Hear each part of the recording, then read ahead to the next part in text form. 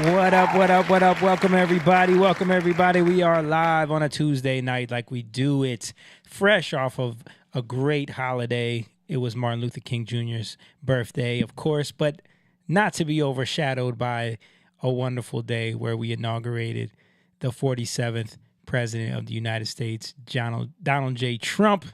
And we're going to go over a little bit of that today. Also talk about the ban that happened the day before that, where a bunch of teenagers and weirdos lost their mind for about 14 hours over TikTok, hypothetically being banned. But shout out to everybody in the chat. I see y'all jumping in there. We love you too, Mom. Shout out to Adam Fields. I see you in there. Make sure you guys drop a comment in, hit that like button, and share this video with your friends as we are getting ready to go live. You know what it is. It's Young Lion TV. Let's go.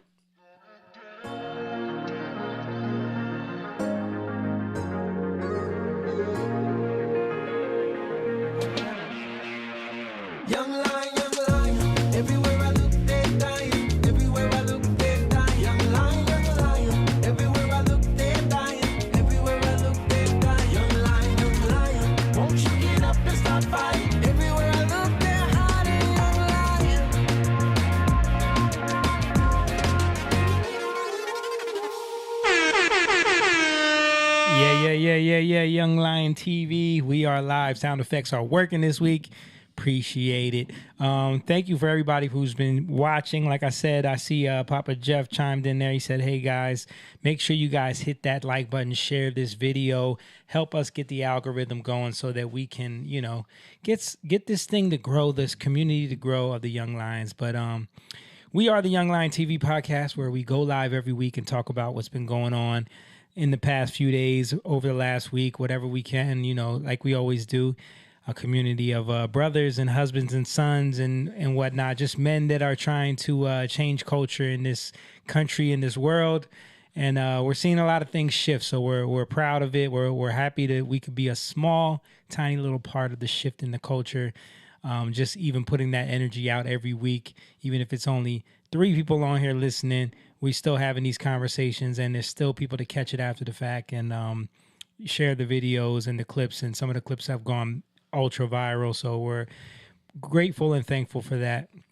But yeah, if that's something that you want to get behind, don't forget you can support us by going over to our Patreon, which is patreon.com/YoungLionTV, where you can become a member. And the lowest tier is only $3 a month. If you want to just, you know, help out a little bit, support what we do, help keep the lights going on here. The electricity bill gets high. You can help out with the cause, and so that we can do this every week and hopefully be able to grow it into doing it more. That's the ultimate goal, is to be able to really turn this into something that we can put a lot more effort and energy behind. But that's going to take support from people, because then we can stop doing the other things that we have to do every day, which is the normal grind. So if you want to support, head on over to patreon.com/YoungLionTV. So shout out to all of our Patreon members. In fact, I see Jeff in the chat, and my mom, and shout out to Courtney, Emma, all the people that support us on the Patreon. We appreciate y'all. And don't forget, if you want to get our merch, it is on our band's website, which is jatan.com/shop, where you can get the merch and get some of that stuff that's available for purchase there, with the Grateful t-shirts, the Grateful hats. There's all kind of stuff. Young Lion merch is available on there as well. And yeah, we got a show coming up we're excited about on this weekend, this Saturday, January 25th. We are releasing our latest album, which is the first album in a long time. And we're excited about it. We want to give people something special to take home. So everybody who comes to the show on Saturday, if you get a ticket, you're going to get a free digital package with the album, artwork, and a bunch of like videos, behind the scenes stuff, pictures, different things like that will come in the package that you can download and have at your disposal. And also we will have the physical copies there for people that want to get them. And we're giving away some vinyl. We got some vinyl in. We're excited about that. We're going to be giving away, raffling that off with a nice little package as well, with some t-shirts and CDs and stuff. And it's also available for purchase for people who are asking how can they get the vinyl. You can either get it at the show, but it will be available print on demand as well. We'll have a link available for those as soon as it's up on the site for print on demand. You can get the vinyl of the new album, The Art of Breaking Through Shadows. So again, if you're in the Philly, Jersey area, City Winery in Philadelphia will be in the Loft January 25th, this Saturday evening. Doors open at 6, shows at 7:30. Come on out. It's going to be a great time. There's a few tickets left, so make sure you get your tables, and we're going to have a good time, man. But, yeah, I think that's it. Without further ado, I got with me in the building, of course, I got my two brothers with me. One is black. One is Puerto Rican. Let's switch the camera. Switch the cameras. Okay. So you just they're not framed up properly. I'm saying if people looked at y'all, like if I said these are my two brothers, you're like, wow, he's got a black brother and a Puerto Rican brother. What's going on? Well, that kind of makes up my dynamic. But no, one is the half black, half Indian with the Spanish last name. Of course, he is my brother-in-law, Mr. James Garcia, in the building. And of course, he is my big brother. We've been two peas in a pod ever since he was 15 months old. And we've been doing everything together from sports to school to music our entire lives. And somehow we still do it and don't kill each other. He is the preacher, the teacher, the people reacher, Mr. Jacob Eugene Evans III in the building. More than don't kill each other. Yeah, absolutely. We love each other. Of course. We love each other without any, question. You know what I mean? Yeah. And then holding it down on the production this evening because my mom is out. She's not sick anymore, but this week her sciatica was acting up real bad today, like unbearably bad. So she was very sad that she couldn't come here today. So we got my daughter filling in, Elise Evans. Yay. Okay, yeah, there she goes. She's filling in again. Happy she gets to stay up. Yeah, you stay up anyway. She does. She be up. As long as she gets up for school and don't miss that bus, that's all I care about. What you up doing? Podcasting? Right. Right. Teachers, do you stay up late? I do my dad's podcast. Oh, great. Let me tune in. No, but Lisi's funny because she's always telling me the little stories about her friends, especially like with this TikTok ban and the inauguration stuff, all that. I was loving all there was so many jokes people had already made. Yeah. You could tell they made them. Yeah. Like the one that showed, it was like people who are on TikTok the day after they had to get the regular jobs and they're crying. Yeah. It was all like skits. I saw I was loving it. One that said all the people at McDonald's, all the people working at McDonald's tomorrow, and they were like standing behind the counter doing TikTok dances with McDonald's hats on. That was funny. Yeah, it was interesting 14 hours. Panic was ensuing. Did it even touch your house at all? Do you even like? My wife showed me. Yeah, I don't really do TikTok. Yeah, but she showed me. Like, look, I'm like, okay, that's about it. Yeah, I know she likes to post like the kids' funny stuff, and your kids make TikToks on her page. Yeah. So were they a little sad about? No, they didn't care. I mean, they were just like, "Are we gonna lose all our videos?" I think they let you download them, right? Did they let you Do they archive them or something? Yeah. Oh, okay. Yeah. So you wouldn't lose them, but yeah, apparently people were very upset. Hold on, I had some videos of some reactions to it. Where is it? I don't know what I did with it.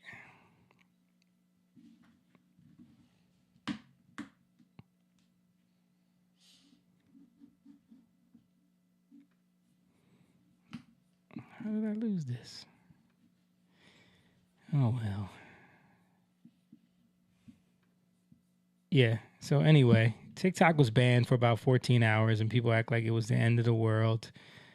Let me see. I know I had some reactions here.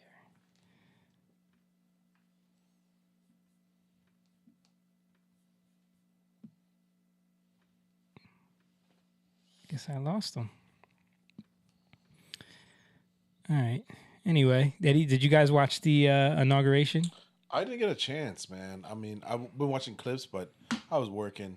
Yeah. And I was, I didn't want to be on there live, just while you're working, watching it. Yeah. So I watched the clips and everything like that, but it seemed like pretty good. Yeah, it was cool, man. I mean, I one of the things that I liked about it when just watching it was thinking about, like where we came from. When we came from this moment right here. I don't know if you guys. I mean, it feels like an eternity ago. This was only in August. I mean, July, right? Yeah, July when this happened. Yeah. And this moment right here.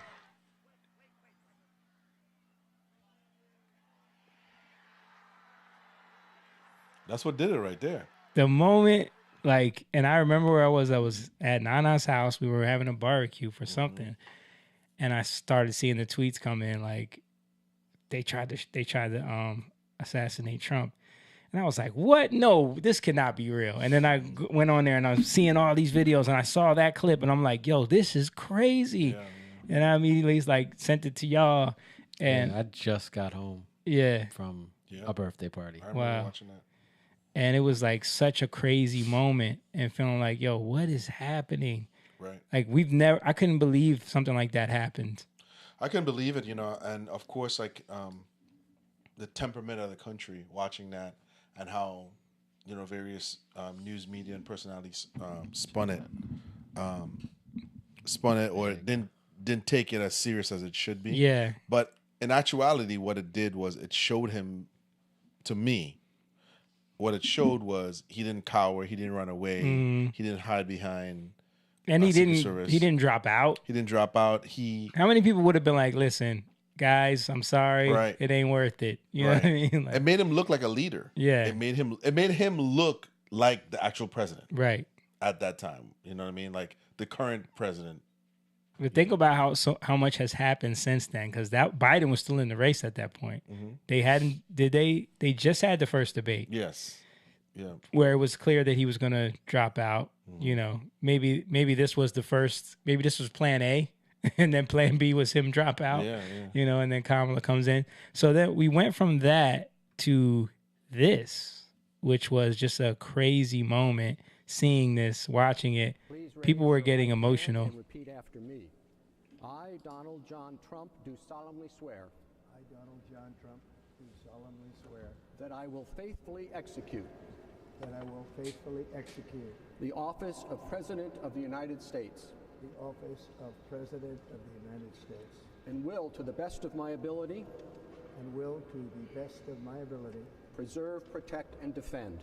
Preserve, protect, and defend. The Constitution of the United States. The Constitution of the United States. So help me God. So help me God. Congratulations, Mr. President.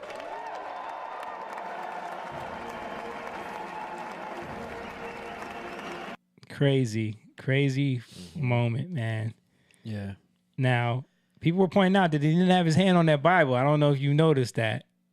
I didn't notice. He never put his hand on the Bible. Like J.D. Vance did because he swore in right before this.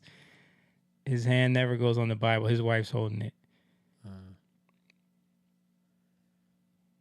I don't know what that means. Maybe he just didn't think to do it. I don't know. Yeah. People try to read too much into things.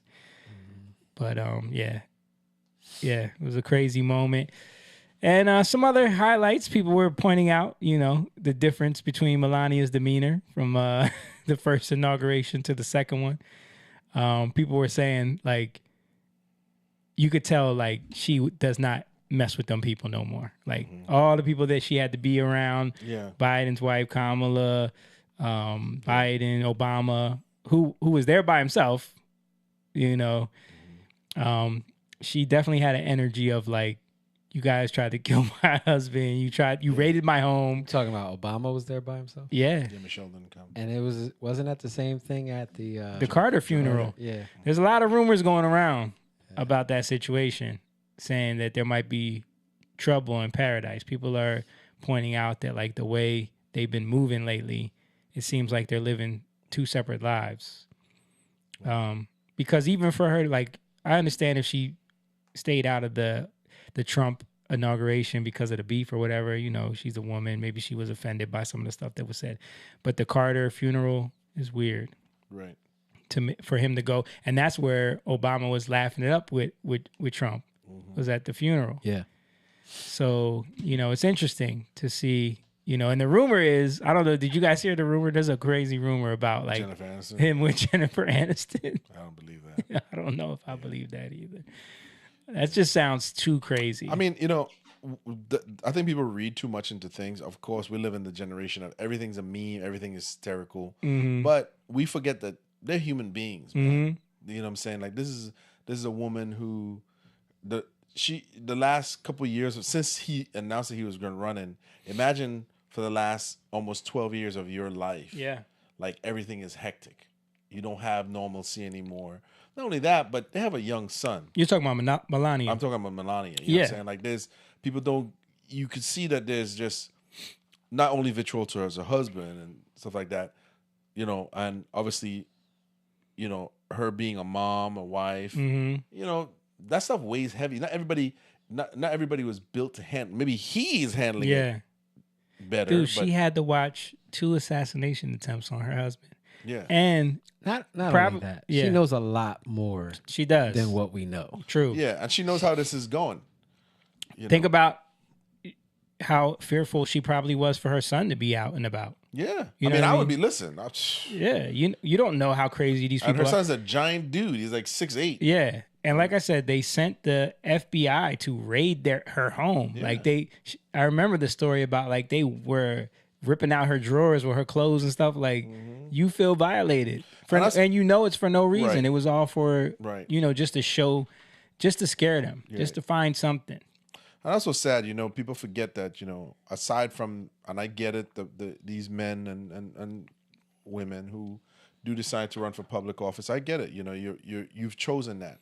But we forget that these people have families and they didn't choose this. Right. You know, and to go after them and make jokes and memes and attack them, you know, I think it shows a new low for what we've become, you know what I mean? Yeah. But it shows you also that like there's nothing is off limits anymore. That's sad. There's no decorum. That's sad, there's man. no honor. Like it's just everything can be a target. Yeah, and why do you care if she's smiling or she's not smiling? Like people find a reason for everything. Man. You know. Yeah. So there was another moment. They had the prayer. They had three different prayers. They had a rabbi pray. They had a Catholic priest pray, and then they had the pastor that Trump went to the church. Remember the black dude? What's his name? From Detroit. Yeah. Yeah. So he did the prayer, and he stole the show. I'll show y'all a little bit. Graham. Didn't Franklin Graham pray? No, it was what is his name? I do know his name. I just can't remember. I remember Lorenzo? Yeah, Is it Lorenzo? might be. Yeah. But he's been facing a lot of backlash for. Yeah, I know. But he's standing on it though. Oh, He's not absolutely. running from it. He was at the inauguration. So let's show a little bit of his prayer because it was Martin Luther King Day, and he was trying to. I'm gonna put it on 1.5 speed, so it doesn't take all day.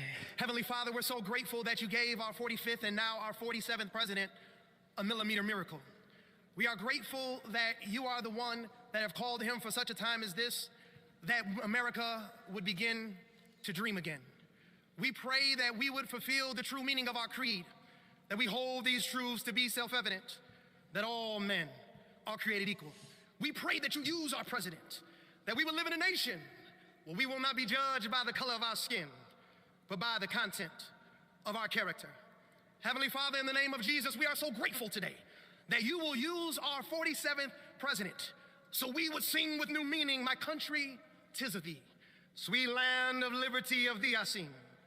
Land where my fathers died, land of the pilgrim's pride, from every mountainside. Let freedom ring, and because America is called to be a great nation, we believe that you will make this come true. So let freedom ring. From the prodigious hilltops of New Hampshire, let freedom ring. From the mighty mountains of New York, let freedom ring. From the heightening Alleghenies of Pennsylvania, let freedom ring. From the snow-capped Rockies of Colorado, let freedom ring. From the curvaceous hilltops of California, but God, we're asking you not only that, let freedom ring from Stone Mountain, Georgia. Let freedom ring from Lookout Mountain of Tennessee. Let freedom ring from every hill and every molehill in Mississippi, from every state, every city, every village, and every hamlet. And when we let freedom ring, we will be able to speed up that day where all of your children, black men and white men, Protestant and Catholic, Jew and Gentile, will be able to sing in the meaning of that old Negro spiritual, free at last, free at last. Thank you, God Almighty. We are free at last. If you believe with the Spirit of the Lord is, there is liberty. Come on, put your hands together and give your great God great glory. So he did a little prayer and then mixed in the Martin Luther King speech. Cool. That was cool, and got everybody cheering in there. You know, even the lefties had to cheer. But yeah, that. So Jeff said Franklin Graham did pray. Shout out to Denver. He said hello all. Yeah, but that wasn't Franklin Graham. And then there was this moment here, which also kind of went viral. Jeff Bezos was sitting next to Mark Zuckerberg, and his wife was dressed kind of, you remember Jeff Bezos' wife, right? Yes, I do remember. Yep, I do remember her. Yeah. So she's dressed like, look at Mark's, Mark got caught.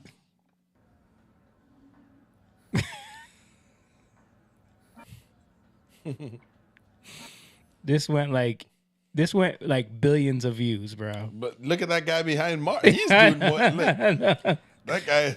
Nobody knows what he's really looking at. Come on, man. I mean, my thing is, why are you dressed like that at inauguration? Like you're not at like a Hollywood party. Like she literally has lingerie on underneath a jacket. But I guess that's that's how they do it now. Well, yeah, Zuckerberg got caught. Hold up, let's put it. You don't think he I don't know what y'all are distracted by, but you don't think that he's looking at this right here? I mean, maybe, probably. I mean, what else would you be looking at? I just don't like speculating. That's my thing. I don't like speculating. I mean, sometimes it's fun to speculate. That's like saying gossip is fun. Like it looked like he got caught. But what people are saying about it is that it actually humanized him in a way, because they say he's so robotic and like unhuman that to see him he started working out. Like, he's like he grew his little hair. He's got his little chain. I mean, I think it's interesting to see them all there. Definitely. Yeah. Do you think in a bad way or what? It's just interesting. It is interesting. I don't know. I think Zuckerberg is trying. I don't believe him, but I think he's trying to. He wants to get on the whatever the winning side is. That's what he's trying to do. Right. Right. When I watch an interview with him and Joe, I don't believe he is as powerless as he made it out to be. Yeah. I think he. Yeah, he doesn't come off 100% genuine to me. No. It seems like he's trying to. He knows when to abandon ship. He's trying to escape blame in certain senses, but also try to position himself to be on the right side of things, And I mean, Kamala would have won if she had abandoned Joe. Yeah, true. True. I don't think she would have won fully, but I think because she kind of, when they asked her, hey, would you do anything? She said no. No. Yeah. I mean, he did an about face. Yeah. You would have never thought, especially during the COVID time, Zuckerberg would be here. Nope. You know what I mean? Yeah. I mean, even Elon. a lot of people. During Elon, COVID, Elon, like kind of like he's always been outspoken enough in a weird way. Zuckerberg seemed very robotic. but even Elon, But the way I remember Elon him, is now, him saying like- that like MAGA supporters were racist before. You know Did you see the thing with him? what thing? The Hitler thing? Yeah, I saw people trying to read into Try to- something. yeah. Yeah. Is that AI or is that real? No, it's a No. real clip. It's- I'll play it up. I'll show it because this did become a thing. So this is the clip right here. And when you watch it like this out of context, people are taking it to mean something else. They're trying to say he did the Hitler salute, right? All right, I'll take it down, Lise, so I can find the context for you guys. Let me see. I need to find out because there's all these clips are like 3-second clips. All right. It's just sad. How Yeah. people just. Did you watch the whole clip? Yeah. Okay. I did not. So Say thank you. here's the full clip. Pull it up for me, Lise, please. So you can see. I mean, you got to remember, Elon Musk he's a very smart guy. He's accomplished a lot of things, but he has also explained to people that he has Asperger's, which makes you a little bit socially awkward. You can tell when he's on stage how he gets all ramped up and excited. He's very like his arms are flailing. He's not he's not socially aware of what it looks like when he does certain things. So keep that in mind when you watch this clip. Say thank you for making it happen. Thank you.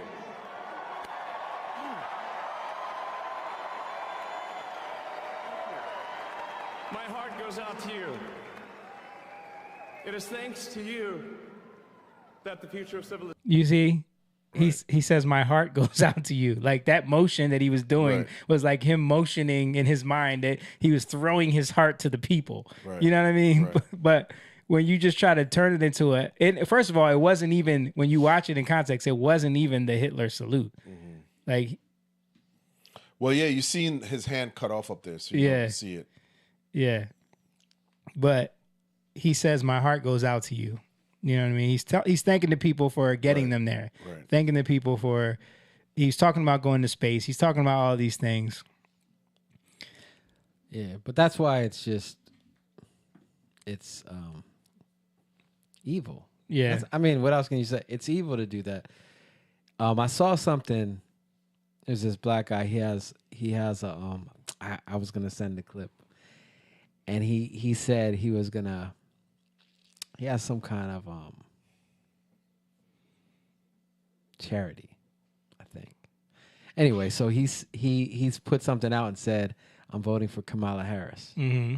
Then he changed it and said he was voting for Donald Trump. right? Okay. And he said he just did it to see the reactions he was going to get. Mm-hmm. And he said that when he did the Kamala Harris, people hit him up from the other side and were like, you know, I don't agree with you, but I'm still going to support you because I like what you're doing. Mhm. Da, da, da. He said, but there are so many people when he said he was voting for Trump, it was like, I'll never you're support a you. sellout. I'll Yeah. never support you. Yeah. Like it was vicious. They Yeah. said. It was just vicious. So I don't think a lot of people can see the hypocrisy Yeah. in this stuff, you know, because I saw people put up this post Yeah. and right away, all I had to do was go. That's what I did. I Yeah. went and looked and seen Elon. I just put in Elon Musk, right? Yeah. And then you see the context. I Yeah. knew there was context, Right.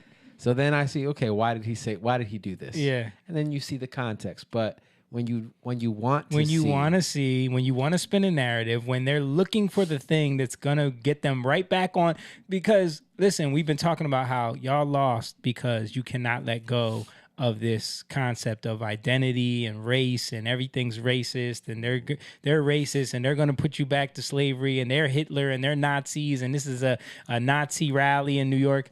That's why y'all lost, because people don't want to hear that anymore. And every chance they get, they're looking for those signals to put it right back there.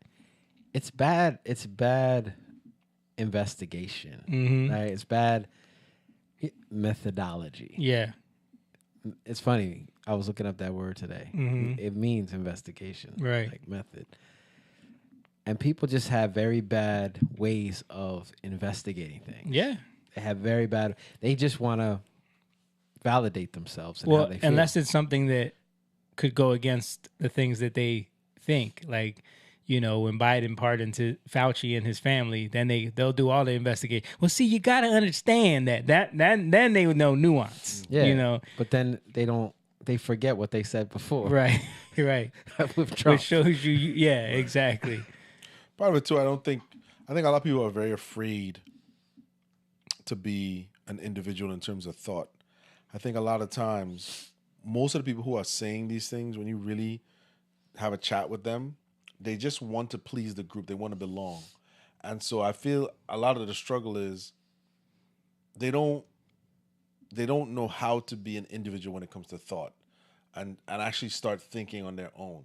So they rather go along with whatever narrative is placed before them. They lean heavily into it to prove to the group, see, I'm more woke. I'm wokeist.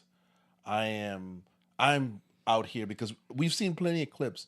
Excuse me, when someone goes and say, okay, what policies do you like?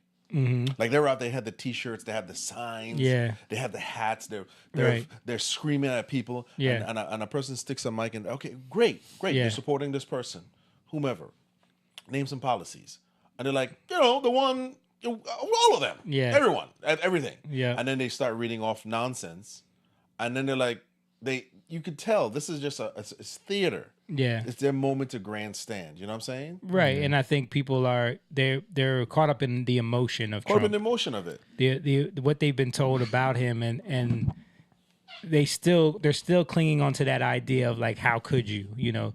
I was watching a panel with Anton Daniels today, and he had people on that were discussing the inauguration, and there was one black girl on there that was like totally against Trump and was like, I just don't understand how y'all could sit here and say that he's going to be a good leader, knowing the things that he's done and blah, blah, blah, blah, blah. And he asked her a simple question. He was like, in your opinion, who do you think on the Democratic side would be a better leader?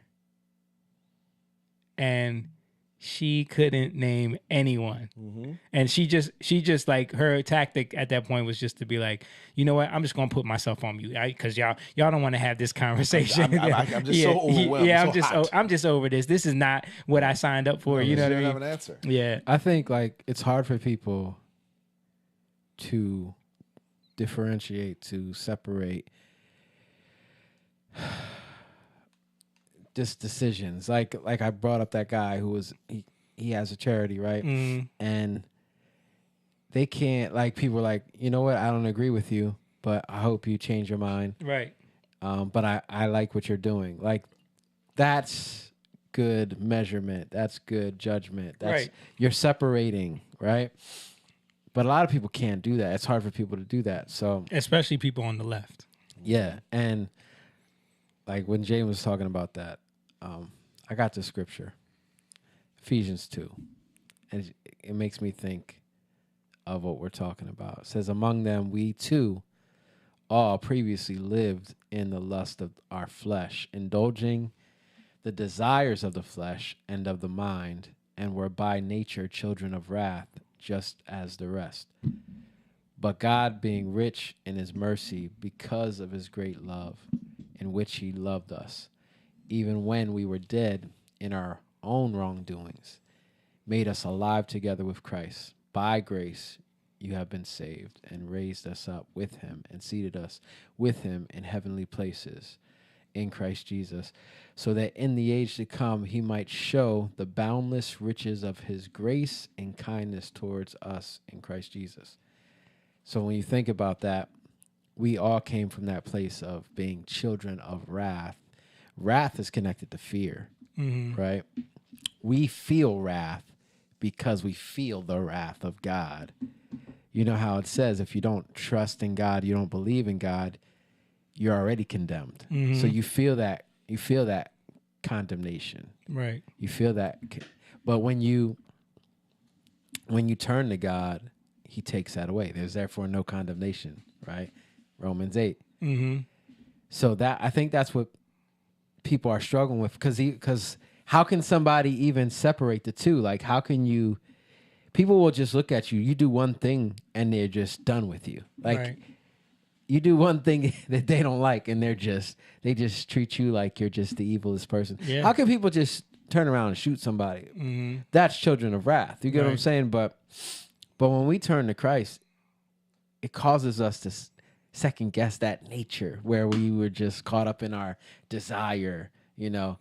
And I think that's why, like, most of the people in the conservative side of things and then on the right do have a little bit of that principle in them. Right. And that's why you end up getting people like Tulsi Gabbard, RFK, Elon Musk, Mark Zuckerberg now. All these people start moving in your direction because once they become awaken to the fact that, wait, this is the side of wrath. You know what I mean? We're in the middle of all this wrath, and if I make one misstep, I'm going to face this wrath. And they turn it on each other. Exactly. Just you like, could never please the mob. Yeah. It's a mob Yeah. mentality. You know what I mean? Like, you could never.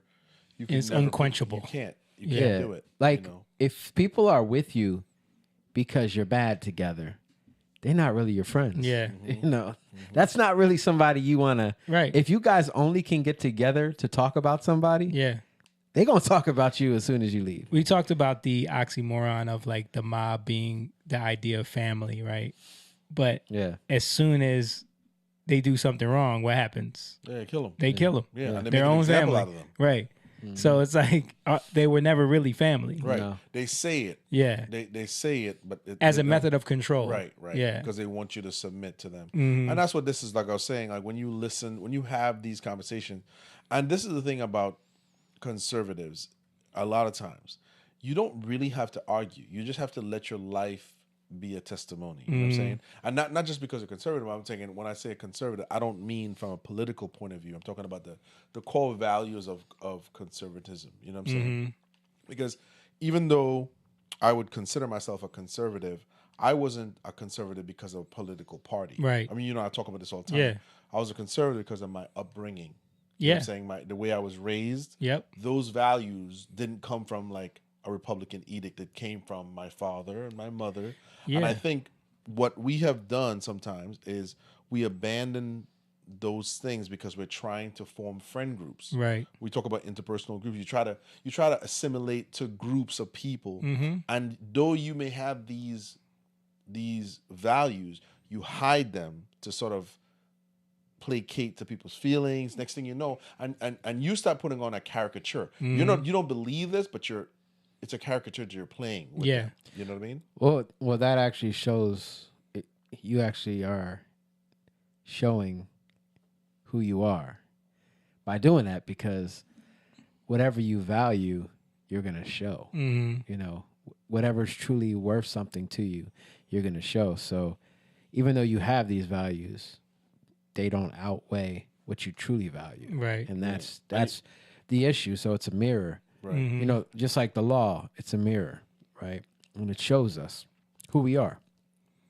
So there's always like, because even like the reason why I have a problem a little bit with conservatism is because if you don't stay with the meaning behind the thing, if you don't define value and why it's valuable and why it means Why something, it needs to be conserved. because the only reason why it's valuable is because it means something Right. to you. Right. What does it mean? You know, and if we lose that, we lose the reason why we hold on to it. Right. We keep it. Yeah. You know, which And is why you you just conserve create it. another identity. Yeah. And the mistake the Republican Party made with that was this: conservative started to lose the idea of conservatism as the family, the value of family, and it started shifting towards money and wealth, right? And it became about the corporate. So when you hear conservative, you think of a wealthy old white guy with lots of money who wants to control everybody.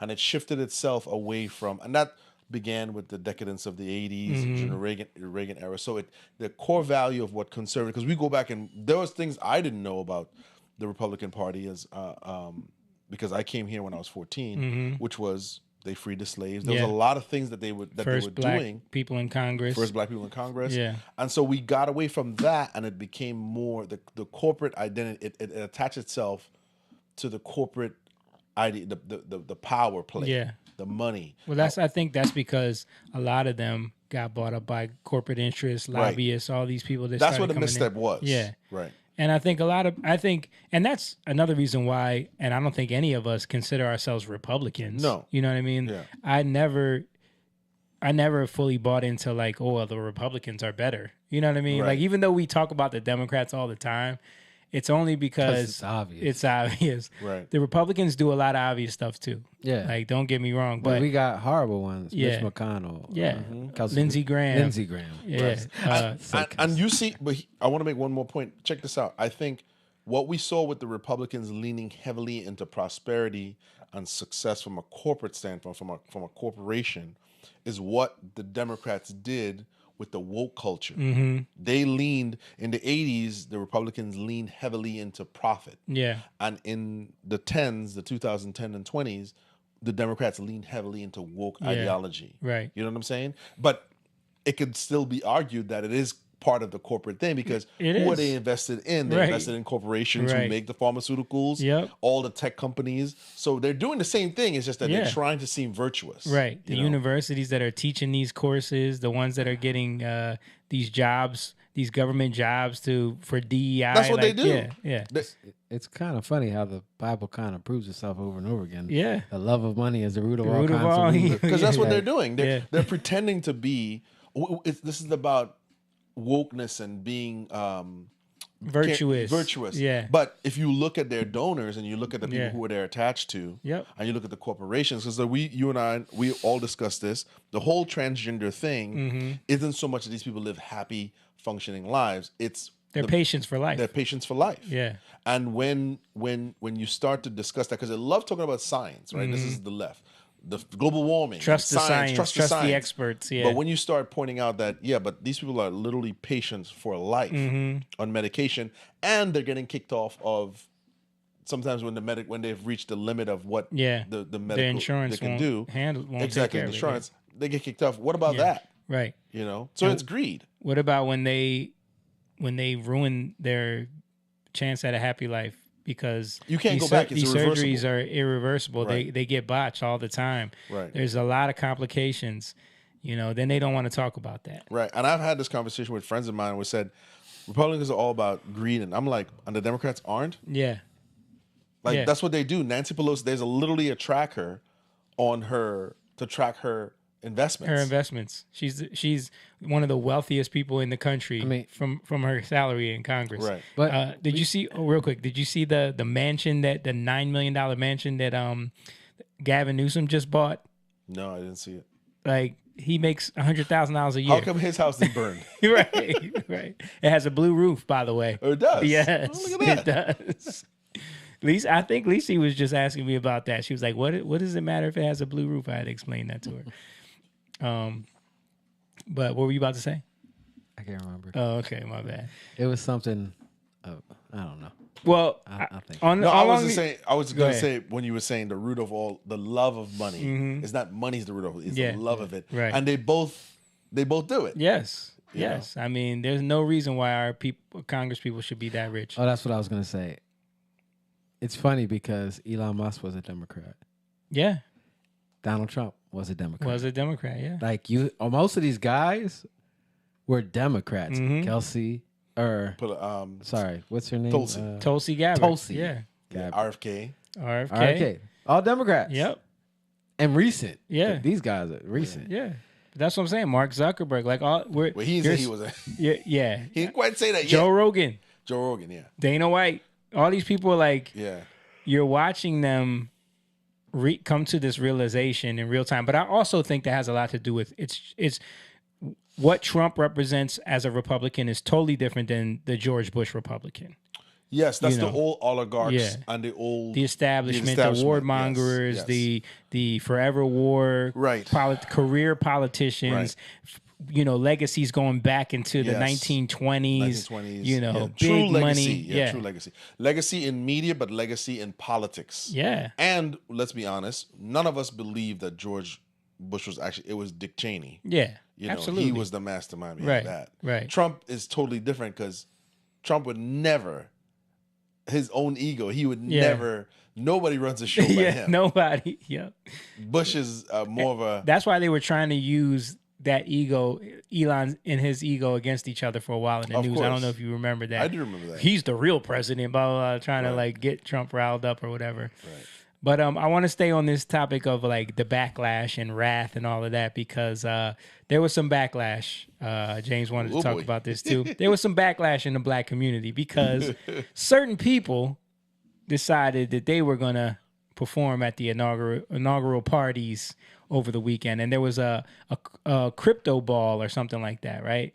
Yes, like crypto ball. Yep. Mm-hmm. And good old Snoop Double G decided he was going to perform there, and people were pissed because they're like, you don't need the money. Why are you doing this? He's a racist, blah, blah, blah. And, you know, I don't think he came out and made a statement about it, but he just did it covert. He didn't say anything about it. He was just filmed. So let's show the side by side of Trump of Snoop back in 2017 and Snoop now. This is when Trump first got elected. So ain't nobody gonna perform for Donald Trump, huh? Which one of you jigaboo ass niggas gonna be the first one to do it? I'm waiting. I'm gonna roast the fuck out one of you Uncle Tom ass niggas for doing it. Which one of you niggas gonna do it first? Osby's the one that performs for himself. At about noon, just thought I had to be in Compton soon. Before the day begins, before my mother starts bitching about my friends, going down with mine. Young niggas at the pad throwing up gangs up. How quickly things change. Checks in the mail. I don't want to correct him on something, right? Because I hear this all the time with black people. Yeah, and it annoys me. Uncle Tom is not a sellout, right? He was the hero. If you ever read Uncle Tom's Cabin, he was the hero of the story. It's Sambo. Yeah. Sambo is the one that told. Yeah. Uncle Tom was a man who was actually helping. But that shows you why. How ignorant. Yes, that shows you why it's just something that people repeat. They don't even know what it is. Yes, the context of it. That is true. They don't even know the context. Because I learned that. I'm like, really? Because I heard you're an Uncle Tom. Yeah. But no, Uncle Tom was a good man. Right. You know. But even to say, like, even to do that, to say things like that, you know, it's so funny because people don't want you to judge. But that's, like you said, that's the wrath right there. That's the children of wrath because he's saying and spewing all this stuff out of his mouth. But is he going to ask anybody who did vote for Trump back then, like, yo, can I really ask you, like, why? Why you vote for Trump? Yeah. Or why would you perform at his inauguration? Yeah. You know? No, it's just straight to slander. It's straight to. Well, as you can see, he already got his mind made up. Yeah, he didn't make a video this time. Yeah, no. Someone just filmed that. Yep. You know, and put it up. Yep. And he didn't tell nobody, hey, guess what? Yeah. But someone did tell and make an announcement, and there was a bunch of backlash. And it was the great St. Louis rapper by the name of Nelly, if you guys remember him. He got a lot of backlash about it as well. People were very upset with Nelly, and they were calling him brokey, and that's because he don't got no money. They even went after his girlfriend. They went after Ashanti. Took her fan page, got taken down. I think Soulja Boy. But I want to play Nelly's reaction to it because this is telling right here. I thought you was riding with me because I put on for my city, and I try to bring my city up every step of the way. I did not know you was riding with me because you thought I would ride for who you voted for. I didn't know that. I apologize. I apologize. I didn't know that I had to agree with your political choices, and I thought it was the things that you do, not the things that you say should be done. If you follow what I do, this shouldn't even be an argument. He's the president. He won. This isn't a campaign. This isn't the RNC. I'm not out on a political campaign. I didn't get none of that 1.5. You see what I'm saying? Like, now that's a shot at Kamala right there. He's right, though. He's like, she didn't knock on my door to try to help somebody get voted. Kamala didn't invite you to. No. She didn't invite me. She didn't invite me either, man. I was going to follow it. Like, so, but I don't knock the ones that did. I don't knock the brothers and sisters that benefited from it. I don't knock the correspondents that may have gotten money to do that. I'm not doing this for money. I'm doing this because it's an honor. I respect the office. It don't matter who is in office. The same way that our men and women, our brothers and sisters who protect this country, have to go to war and have to put their life on the line for whoever in office. So if they can put their life on the line for whoever in office, I can damn sure perform for whoever. What do you say to the people that say we're not giving you this backlash because of your political affiliation or your political choice or whatever. We're giving you this backlash because you are propping up a white supremacist. I would ask them to show me where he's a white supremacist. And here's the thing. Okay, I get it. He did say if you don't vote for me, you're not black, right? Oh no, that wasn't him. Hold on. I'm trying to think. Hold on. He did create I know where you're going. I know he did create the crime bill in the 90s, which said that if you get caught with 5 grams of crack, you do a mandatory 5 years. That had mass incarceration. I think even the Vice President Kamala spoke on that part that said that the crime bill played a huge part. He didn't do that. Let me see. What did he do? I'm trying to think. The white supremacist. Hold on. I'm gonna get to it.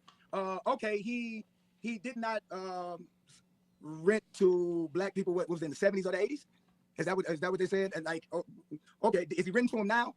So nobody's allowed to change, right? See, here's the thing. So we can talk about past, but we never want to talk about our past. If our past get brought up in our community for a lot of what our men did, we always call it rehabilitate. Yo, these young brothers, we've been through a lot. I know I've been through a lot. If my past was what was going to prevent me from winning today, I wouldn't be here. You know what I'm saying? Now, I'm not saying that he ain't got some fucked up ways. That's not what I'm saying at all. That's why I'm not telling you who to vote for. But what I'm saying is that he's the president of the United States. He's not the candidate for the United States. He's the president. He won. Now, this is a funny response to that, because you were just talking about children of wrath, and he's talking about forgiveness. He's talking about redemption. He's talking about someone who, even if that is true, that he didn't rent to black people in the 70s, which we know this is like not really verified fact. No. Yeah. But he's saying, so that don't mean someone could change, you know? Right. Which is interesting.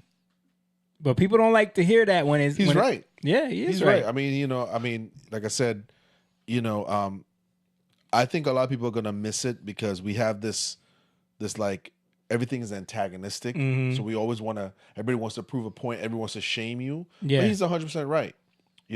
How is it okay for many of the artists today openly support her on the campaign trail for her, and he just performs? Like I said, he won. That is a fact. He's not helping him. He's not helping him in the sense of, I need you at the primary to help me win this seat. He already won. Yep. That's a fact. Yeah. And again, I think people, like it says that you already are condemned. You condemn yourself. Yeah. And you condemn yourself because of even your actions, the things you say, the things you do. Like, if somebody holds to, you ain't going to talk to me like that, and then I pull out a gun to show you, you ain't going to talk to me like that, and I put a gun in your face, or I pull the trigger, that shows you what you are upholding, right? It shows you what you value, like going back to value. It shows you what you truly value, right? You value not being disrespected. Well, but what does that actually mean? You actually fear not being disrespected, right? Because you value that over somebody's life. So you don't value life to that extent, right?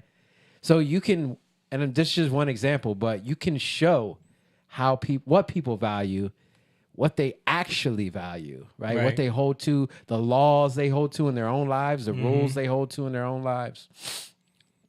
And this is important if we're gonna hold people accountable in our lives, right? And also do life with people, community. Yeah. That's why you forgive. Right. But if you don't, like, there's no coming back from shooting somebody. Yeah. There's no coming back from that. It's over. Yeah. But if you hold to the laws of the code of the street, those are laws, right? Those are laws you're holding to, and you put them over everything. Yeah. So now, what is it? Money over everything. Right. So it sounds good because everybody, you might not even know what that means, but because you've been living in it, you hold to that and you don't even know what it means. Yeah. So now you got a little kid who's probably like, 8, 9, and I've seen this happen. I've seen a 12-year-old trying to flash a gun down the street, trying to shoot at somebody. Like, I've seen it with my own eyes. Right. From being felt like he was disrespected. Yeah. It's crazy. So it didn't just happen. That didn't just happen there. Yeah. That happened because of how he grew up and what There's he a law thought. set up. Yeah, what Yeah. he thought was right and wrong in his life. You know, and I'm just getting into all this because this is the issue we have. And I think that's exactly the point with why people are so mad at them, because they have this law that that's what I'm it's us versus everybody else. Yeah. It's us versus the white man. And if you go over there with the white man, then you're not one of us. And so that is a law. And when you put that over everything, well, then you're held accountable to that. You know, now it's like, I don't want to be a hypocrite. Right. I'm real. Like, even see how that all gets convoluted, and now I got to hold myself to a standard that I actually made for my own life. Right. Nobody. So now you're like, can't nobody judge me? You judge yourself. Yeah, you're doing a good job at you're judging yourself. No one else even cares. Yeah. You're judging yourself. Right. So now you're setting yourself to a standard that now you put yourself in positions that you didn't have to put yourself in. And that's where Jesus says, like, you don't understand. If you don't put your trust in me, if you don't believe in me, you're going to put your trust other places. So that's where your condemnation comes from. Yeah. But those who put their trust in me, they're not condemned because I am the overarching thing. Right. I am the rule. I am the law in the like I'm the one who fulfills it. You know, so then we get to see stuff through him and we get to come into meaning.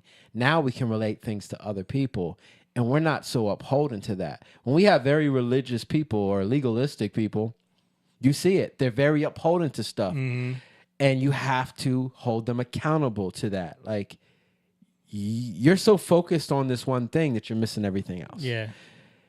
And I think I believe there's a revival going on in America. I think so. I feel it. Yeah. Where people are coming back to the Lord. But it's not like this. Like, it's not like the tent revival where people are walking in. It's like, it's not like this mystical thing. And it is magical in terms of like, it's powerful because it's a heart thing. It's a heart. You seeing the hearts turn. Yeah. You know, and that's what I've been feeling. Well, I think, you know, sometimes too, one of the mistakes we make is we think because it's new and it's popular, like social media, like all these things are happening, we tend to, especially from the church perspective, we tend to say, avoid these things. And I think, yes, there's something to be said about controlling it. But I think we're in a new time and there's technology, because there's always been sensationalism. Even if you go back and you read the magazines and the newspapers of old, there was satiricalness there. There was slander in there. It wasn't that by written articles, this was much better. If you go back and you read you and I talked about the old articles where they used cartoons. That was the memes of his time. Yep. I think what's happening now is this thing played out in front of everybody's eyes, where young people, and this is, I feel the younger generation are realizing, wait a minute, these celebrities that we set up as gods have ruined lives. They're on the verge of divorce every 5 minutes. Their wives are telling them that they're sleeping with their son's best friend. We're watching politicians lie about money. We have a lot more access to information than that older generation ever did. Yep. Right? So when we start saying, man, today's world is so crazy, I don't think it's any crazier than what it was. I think we just have more access to information now, and it's faster. It's the rapidness of how quick you get it. But these young people are saying, wait a minute. And I think their revival happened with young men more. I think it's slowly catching up to women. But I think with young men, when they started tuning into the manosphere stuff, it got so out of control. And people saying, this is crazy. We did videos on it. But actually, it burned so fast that it showed a lot of these guys, they're fake. And this is fruitless. This is a fruitless venture going in this direction. So it showed, I think sometimes a fire can look violent. When you see a fire, you're like, whoa, that thing is terrifying. But what we don't realize is fire happens all the time in nature. But there's a rebirth after fire. Right? Now, obviously, when you're watching a house burn, you're thinking of all the material in there, the cars, the jewelry, the clothes. People's possessions. We see that. But when you look at nature, when a fire is done and the rain falls, there's life after that. Regrowth, yeah. There's always life after that. Mm-hmm. It doesn't stay charred like that forever. Mm-hmm. Now, a house is gone. Yeah. Yeah. But when you look at a fire in nature, the fire is completely destructive. Yeah. But after that, the seed that was under the ground comes right on up. Yeah. Grass And comes in fact, a lot of agriculturalists and farmers will use fire. We'll use fire to Yeah. control the brush. Mhm. So what I'm saying is what if all of this is a fire of the heart, where all of a sudden, like we talked about, the young people realizing, wait a minute, this is the kind of wife I'm gonna get. This is Yeah. the kind of husband I'm gonna get. Mhm. This is the kind of society I'm gonna live in. What is the purpose of all of this? Right. So this struggle that we're seeing, this conflict between men and women, this we're watching it in real time as like people are trying to figure out, all right, what we're doing now isn't making sense. It isn't making sense. Something's got to change. Something's wrong. So that we got to get there first before it can get corrected. And I think so. that's- We're seeing the point right. where people are seeing the conflict and we're saying like, oh, this isn't good. But sometimes it's got to get here, so then we can then have correction. This is where we can't panic, and we got to have faith. We got to lean in on the faith here, because we have to trust that God is working way more than we know or can see. And I think that young people are recognizing that this is not the life. This is not the life that they want. Right. You know, and maybe they're not full-on believers at that moment, but there's a quickening of the heart that they see. This is it. Yeah. This is what. This is. I'm watching a guy I grew up idolizing crying at a red table as his wife tells him, Yeah. You don't please me. Yeah. And I slept with our son's friend. And these are my heroes. And we're watching actresses put on makeup and they don't look the way they look in magazines. Right. All of this stuff, I think, was a fire that burned out of control. And now we're right at the tail end of that, where there has to be regrowth. And it takes men and women coming together and really letting God work in their life. And I think rebuilding and showing people that's not real. Yeah. That's fake. Yeah. And it also takes people that are willing to accept those people and not have the mentality of like, yes, look at you now. No. Like that mentality. Yeah, you welcome them back. No, you have to say, listen, come on. Let's move. Let's get you cleaned up. Let's get everything going in the right direction. Yeah. You have to be able to hate the ideology and not the people. Yeah. That have accepted that ideology. You know? And not using, like you just said there, not using everything as a condemnation. You know, but we want to show you by example where these things are destructive. We talked about it when we were young men. We were out doing those things. Thankfully, none of us did anything or put ourselves in a position where it could be catastrophic, but it could have been. And that's the power of God over our lives. Our parents, your mom praying, my mom praying, my dad praying. There's things that we didn't see and we couldn't have seen because we were living for the flesh at that time.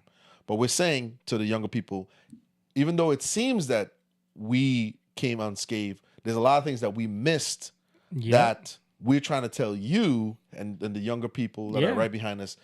Don't make the mistakes we make to even have to learn that lesson. And there's a lot of things that we maybe not catastrophic things, but there's things internally that we had to work through, even in our marriages and our relationships with our friends, with our children, because we didn't realize we were so indoctrinated into so many different ideas. Lies that we've accepted, accepted into our hearts. Yeah. I was just saying this to a young man, and we were talking about sexuality, and I said, listen, the problem with it is this. I said, eventually one day, you're going to want to be married and you're going to want a good woman. Right? And he said, yes. I said, well, if you go along physically bonding with all these people, you may meet a good woman that loves you and you love her. But because your heart is attached to all these different bodies, you have so many soul ties, you can't bond. And this is Satan's way back into your heart. Right. Where you don't even think about it, but something reminds you of that. Yeah. And next thing you know, there's a fire inside of you because you don't know how to put it out. Right. You know what I'm saying? And there's nothing you can do to stop that. Only God, only the blood of Jesus can stop you from that. But I'm telling you, if you put yourself in that position, then you'll always be a victim to it. Right. You want to hang around your friends. This is what they do. there's so many things that I said you have to almost like. That doesn't mean avoid people, because I think that's the weird thing sometimes. You avoid these people. No, but you don't have to participate in the things they do. You know what I mean? You have to be able to see the things that they're doing Right. as for what they are, and if things are detrimental, we have to be able to see that and not be drawn in and enticed by those things. Right. You know.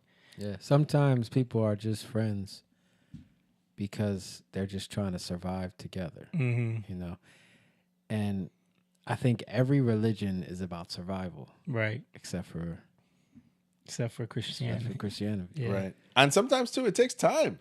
Yep. You know, it takes time to. I think one of the mistakes Christians make is thinking right after the prayer, you're like, and there it is. Yep. You know what I mean? Like it's a God transformation. took instantly. everything away from me right away. Right. Yeah. And it's not like that. But that's the beauty of it. Right. Is that we get to do life together. Yeah. Like that's the beauty of marriage. You see all the flaws, and yet you look past them. Right. You don't ignore them. That's not what I'm saying. What I'm saying is that you deal with them together. Yeah. Or we help each other. We're gonna work through these things. Yeah, we're gonna help you. Yeah. And that's the beauty. That's true beauty to me. Yeah. When you can work through it and allow, because us alone, we want to protect ourselves and survive, right? Yep. Like I said, it becomes about survival again. And the only reason why we're with other people is because, oh, you're surviving like me. Oh, you're like me in this in this We thing. have the same struggle. Right? Right. That's so when we say carnal mind or flesh, that's what we're talking about. Yeah. Right. That way of thinking. But when it becomes no longer about survival anymore, Yeah. and it's about no, we're thriving. Yeah. Like and thriving doesn't look like what people think it looks like, where you got all this money Got a now bunch of money and big you're house. successful. And, No. yeah. Thriving or success Yeah. is the beauty of life being created in places that you think it could never be created. I was going to say, you're equally yoked in your struggles. Yeah. Yeah. They have a psychological term from the colleges. I think that's what. What is the term though? I can't remember. What? The psychological term that they've created for that concept Of what? Like you were saying, equally Equal- yoked right. in your struggle. Trauma bond. Trauma bond, yeah. And I think that's the joy and the beauty of marriage, is that it was never meant for you complete me. That's the world's idea. Yeah, that's Hollywood. You're right. It's really, I'm your helpmate. No one can complete you. Yeah. No, that's impossible. It's a lie, right? Yeah. That's impossible. But But look at what happens though. If you're like, wait, I don't have that. I want someone I who want somebody completes me. You know, that doesn't He's happen. in Dubai.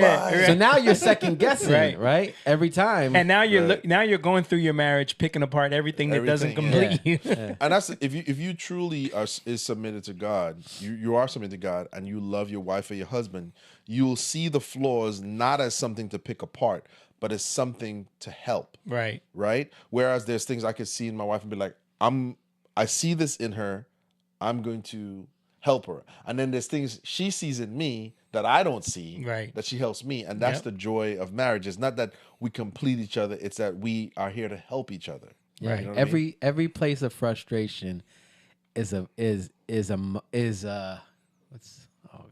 every place of frustration is opportunity for Yes. motivation. And that's how you love, actually, you get stronger in love by doing that. I like with probably training my son. And as I'm watching this, he Somebody just showed up in the building. he broke the record. Okay. It's a You gonna have new to reposition some cameras, bro. This is the latest anyone's ever came to the He podcast. broke the record. Everyone make some noise in the chat for the brother, the coolest Asian in the podcast world, Mr. Simone Chang in the building. He's here. He's gonna readjust the camera so he can come sit next to me. And how cold it is? He's wearing a sweatshirt today. That's so cool. All righty. You can zoom in a little bit more. There you go. Go to the give yourself a little more space over there. Yeah, and Senator Angle too for me, please, because please, can you switch to them? I tuned in for a little bit. James is always getting cut off. He likes to inch over that way a lot. I can't be right up on him. I There's know, too much I know, heat here. I know. What's up, man? What's up, brother? Welcome to the show. Welcome to the show. Let me unmute you. So I just want to finish this point. Yeah. So what I was saying is that I think that the younger people and the more men actually and women, but men primarily start speaking out and saying, look, no. The world's idea of happiness is based on material. Yeah. It's showing off. Yeah. But these people are miserable. Right. They're not living these fulfilled lives you think that they are. They're never satisfied. Even those billionaires, those people that you think, they're never satisfied. And we've talked about this so many times, you know, the culture around, and you see it changing, the culture around like when young men just chasing women all the time. And like the more girls you get under your belt, it's like a badge of honor. Right. You know. Right. And we've talked about that. The two guys, Fresh and Fit, that were advocating for this. Yeah. What are they doing? They're on websites paying girls. And yeah. And look at what's been happening to them. Like they constantly keep losing monetization. They got kicked off of every platform pretty much, you know. Right. And they're just leaning more and more into weird content now. But yeah, I wanted to go ahead. Go ahead. No, I just wanted to say I don't know if you guys watched like the Notre Dame versus Ohio game. No. Okay, so I didn't watch it, obviously. Yeah. But did you even watch the Eagles game? No.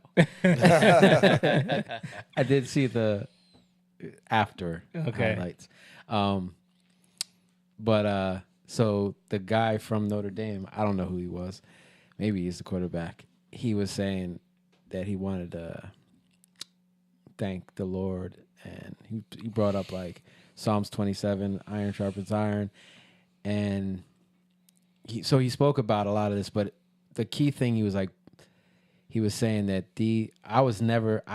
when I came into school, I was nothing like this, and he was saying being on this team has helped me to go after God more and the people on this team. And then he also said, and playing against Ohio, there were a lot of men of God on that team. Like he was just saying, like, dude, for stuff like that to be happening, we're seeing that so much more. Young and men the coach, talking about that. is a believer too. Yeah. Ohio State actually, they kind of went viral a few times because they would hold these like student meetings and they would just pray for each other, which is pretty amazing. Yeah. You see the culture really. So you're shifting, seeing that Ohio State, Notre Dame, and like even so they're not saying. He's not saying bad things about the other team. He's saying good things about the other team. Yeah. Like, and we're helping. Like, even the game, he was like, we're helping each other grow. You know. Right.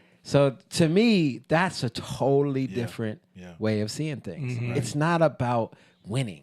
Right. Like, winning. There's a point to we're gonna winning. compete. Not to We're gonna say, compete, but the point of competing is to grow. Right. There's not like you can't, because people get caught up in the moments. You get caught up in a moment, but then the moment's passed. Right. I'm gonna give Deion Sanders a little bit of credit too. I know he's not he's a believer, but he doesn't use everything on that. But I've watched a lot of his videos, and he talked about. He says he's like, I'm be honest with you guys, 90% of y'all aren't gonna make it. He's like, but you guys are gonna be good men. You guys are going to be men who respect your wives. You guys are going to be good fathers. Yeah. You guys are going to leave here with something, a degree.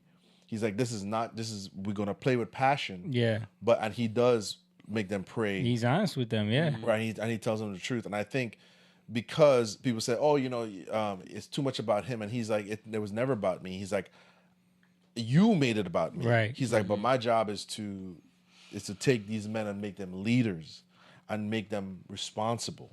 And I think a lot of times people forget that what this is, like, sports builds character, but I think what they're trying to show these young men is like, listen, don't make this your life. Everything, You know, so I do appreciate what I've seen recently. He's had a huge impact. He had a huge impact. Yeah. And he's talking to them. He's really sitting them down and talking to them and saying, "No, we're gonna honor if you put in the work." Because he told them, he said, "Listen, if we can't trust you to make good grades, we're not gonna trust you to catch the ball." Yeah. You know. Yeah. Go ahead. I was gonna say, like, you see it with everything, Mhm. right? If you put first that this is what you do, I'm this, I'm that. Mhm. That's you're setting yourself up for disaster. Mhm. Because if it doesn't work out, what you put your identity in, now you have no hope. Yeah. Now you lose everything you worked for. Right. But when you do something and you realize, like I tell my kids, like, you guys aren't going to play soccer the rest of your lives. Mhm. I know some of you guys want to. Cool. Have that dream. But understand that all this can help you for life, right? There's a purpose to this. So, but if you just focus on just winning the game or this stuff, like, you can get so upset. And Yeah. some of the kids do. But when you realize, no, this is to grow you. This is to make you stronger, Yeah. right? This is to get you to understand how to be a man or how to be a woman, right? All of it can help you. But when you get caught up in the identity of it, like, this is who I am, or you miss the point. When you put that thing first, when you raise that thing up, again, getting back to law, right? Yeah. You make that a law in your life. Now you got to live up to that thing. And now when you don't measure up to it because you set that as your standard, your whole life is going to crumble. Yeah. You know? Speaking of Deion, you think he's going to go to the Cowboys? No. There's rumors, but You don't think so? I don't know if that's they do need a coach. No, the reason I don't believe it is because Jerry Jones said when he bought the team, he was always going to be in the position of an executive. He was never going to hire anybody. He wants to manage a team. No, I'm talking about coaching. No, yes, but the problem from what I've heard, they said that Jerry Jones is so involved with everything that he doesn't let. He doesn't let he just can't relinquish control. Yeah, that was the whole thing with the Cowboys in the '90s with what's his name? Jimmy Johnson. Jimmy Johnson. Yeah. They had like a love-hate relationship, clashing of the heads, two alphas. Yeah. Jimmy Johnson won a couple for them, right? Yeah, he did. They probably would have won more. With Deion Sanders was on the team. Deion Sanders. But I think that Deion is too big of a personality. No, makes sense. You know. Uncle Denny in the chat said, "How about them Commanders?" They're doing good, man. How about them? Listen, the Eagles got to play them for that kid is pretty good, man. For the Super Bowl. They got to play them to get to the Super Bowl. Kid's pretty good. Rookie. Yes. Look, are you going to have a big watch party with your family since they're all Commanders fans? Well, your family's Probably should. Who's a Commanders fan? Papa Jeff and Papa Jeff. And all of like they don't call them Commanders, so they call them Redskins. That's offensive, sir. It's not because it might be coming back. I know. Yeah, it might be coming back. Yeah, actually, the family of the guy, right? Yeah, the chief. But I heard that Magic Johnson is part owner of this team. Is he? A small. He was in the tunnel slapping and loving everybody. So I'm like, maybe. Yeah. But Magic Johnson. Magic Johnson, yeah. So yeah, but he's doing good. All right, let's keep going because we went on a tangent for a while. We were talking about the celebrities. Soulja Boy responded basically saying he put out a video saying, the Democrats ain't never called me to do nothing because he got backlash too. He performed at the crypto thing. And he was like, the Democrats ain't never called me for nothing. Kamala ain't never called me. What you want me to do? Like, they called me. Like, you know what I mean? So, but why is this such a thing? I just think that people hate Trump so much, especially certain black people, black females, and they're usually the fans of these people. Right. You know what I mean? Like, men don't put up a big fuss about where you're performing. You know what I mean? Right. Men don't do that stuff. It's women that are giving them the backlash. The people that attacked Ashanti's fan account because of Nelly was women. They shut down the fan account and said we can no longer support this. You know what I mean? Because she's with Nelly. It's crazy. Dang. And Nelly Nelly supports. performed. Yeah, Well, he Kitty's- performed at the inauguration. How much of a loser are you that's what you're doing? Yeah, She has nothing to do with it. but that's the reaction of irrational people that are very emotional. I wanted to play a little bit of Charlemagne's reaction on the Breakfast Club. Hold on, real quick though. Yeah. Since we're talking about people hating Trump, I went to our mutual friend's party that he has every year, and I see somebody who knows that I voted for Trump. Uh-huh. I went up and I was genuinely happy to see her, and I got up and went to go hug her. She went, like that to me. What? I was like, what? Okay. I don't know. It's that serious. Wow. It's really that serious, guys. Wow. Like can't even look at you. We're supposed to be friends. Especially, and it has to be a black woman. Has to be. Yes. They are so emotionally hurt because of Kamala. Because they just wanted to see that so bad. Hey, you ain't missing nothing, my friend. Yeah, I'm just trying to think. I don't even know who he said what mutual friends party they have every year. I don't know whose party. I don't even know. I tell y'all, I don't, you know. But don't pull this up, Lisa. I just want to play the audio because they will copyright us. People are pissed off, and I mean they're really upset about it. Ashanti had a fan page that said we no longer can do this fan page. We don't want anything to do with them. They're saying that they lost respect for not just Nelly but Ashanti, Snoop Dogg. I don't know. They even threw Chrisette Michelle back into it. I remember she got in trouble for the first time. I remember that. Yep. They damn near tried to kill her career. Yep.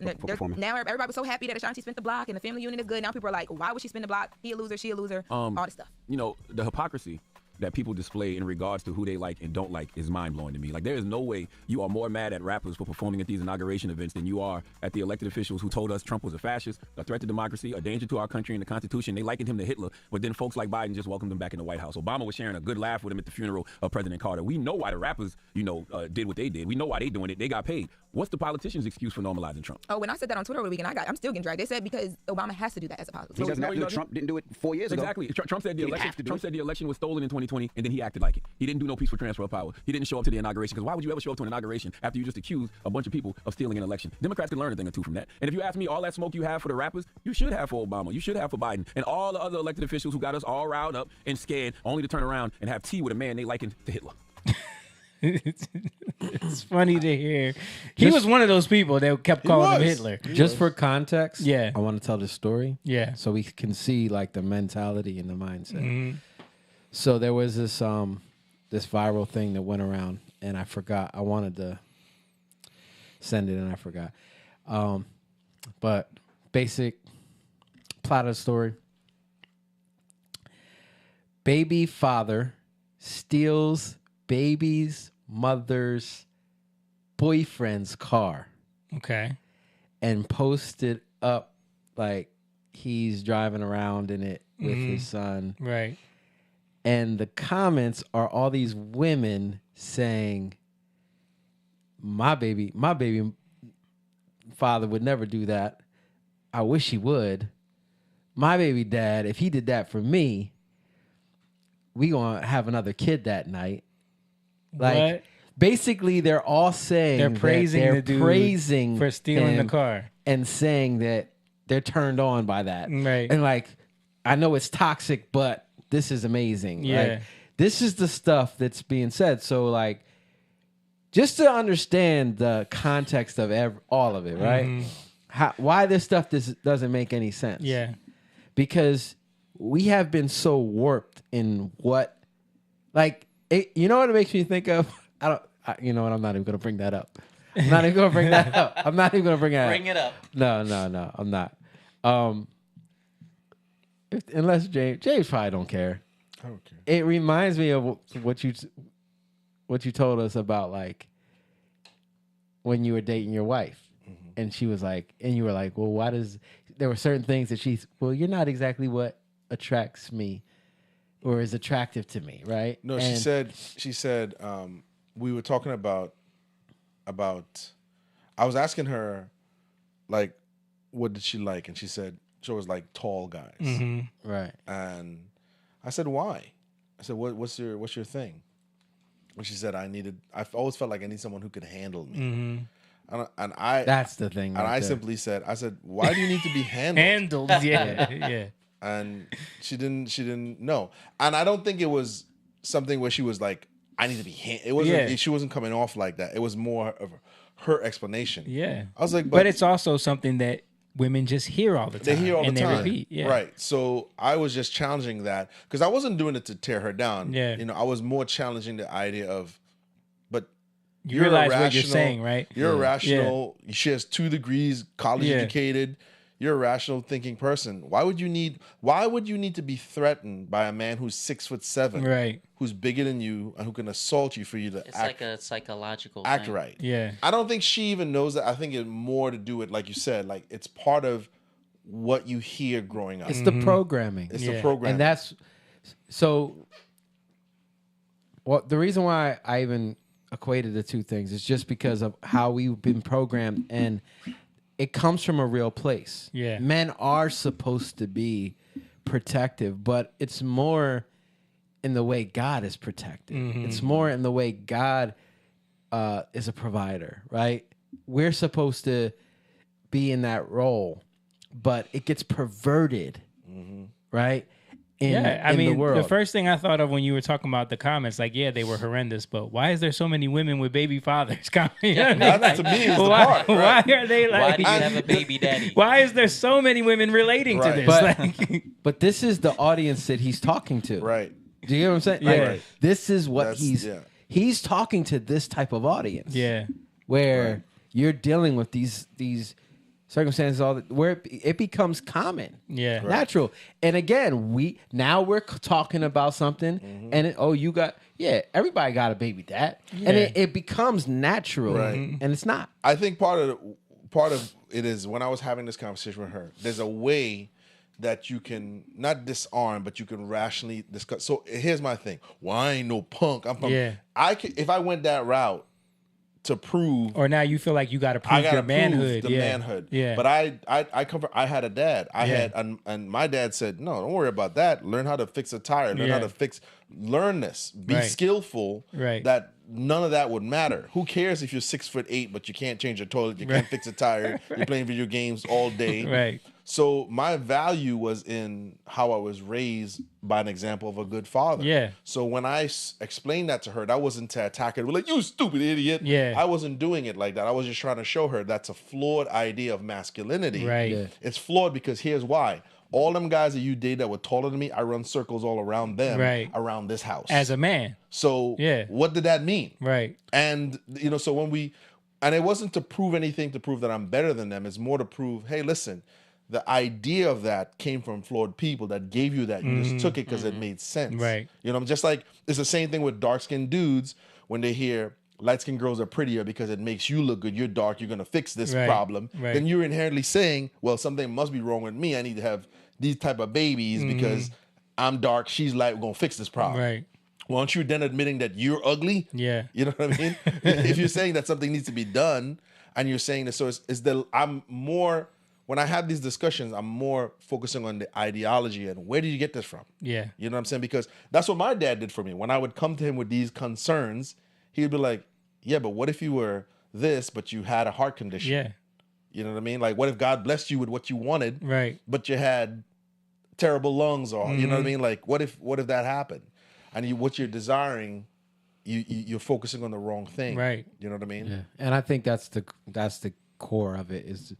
What is your desire? What is your What do you want? Right. Which is crazy. I'm sorry. Which was crazy because like we all said the same thing right here. As you're saying that, they're all acting like this is a flex. They all have children out of wedlock. Yeah. And exposing themselves. Yep. Your poor decision making, and actually you're even proving that you're even still making the still same making poor decisions. decisions. That you think because this you're enticed by it. You're ready to get another baby dad. You're aroused. You're ready for another baby dad. Like, yeah. Right. I want to show this clip, another clip of Charlemagne on his own podcast, kind of touching on the same topic. You could see, like, again, the shift in the culture. Even his mentality is starting to change a little. He's starting to switch up on what he's saying about Trump. Yeah. This is with him on Brilliant Idiots with Andrew Schultz. democracy. He's a fascist. He's flirting with Hitler. That's the fake shit. Yeah, but that's too much. That's I'm like that rhetoric is too much. I'm agreeing with you. And now I think what they have to realize is, oh.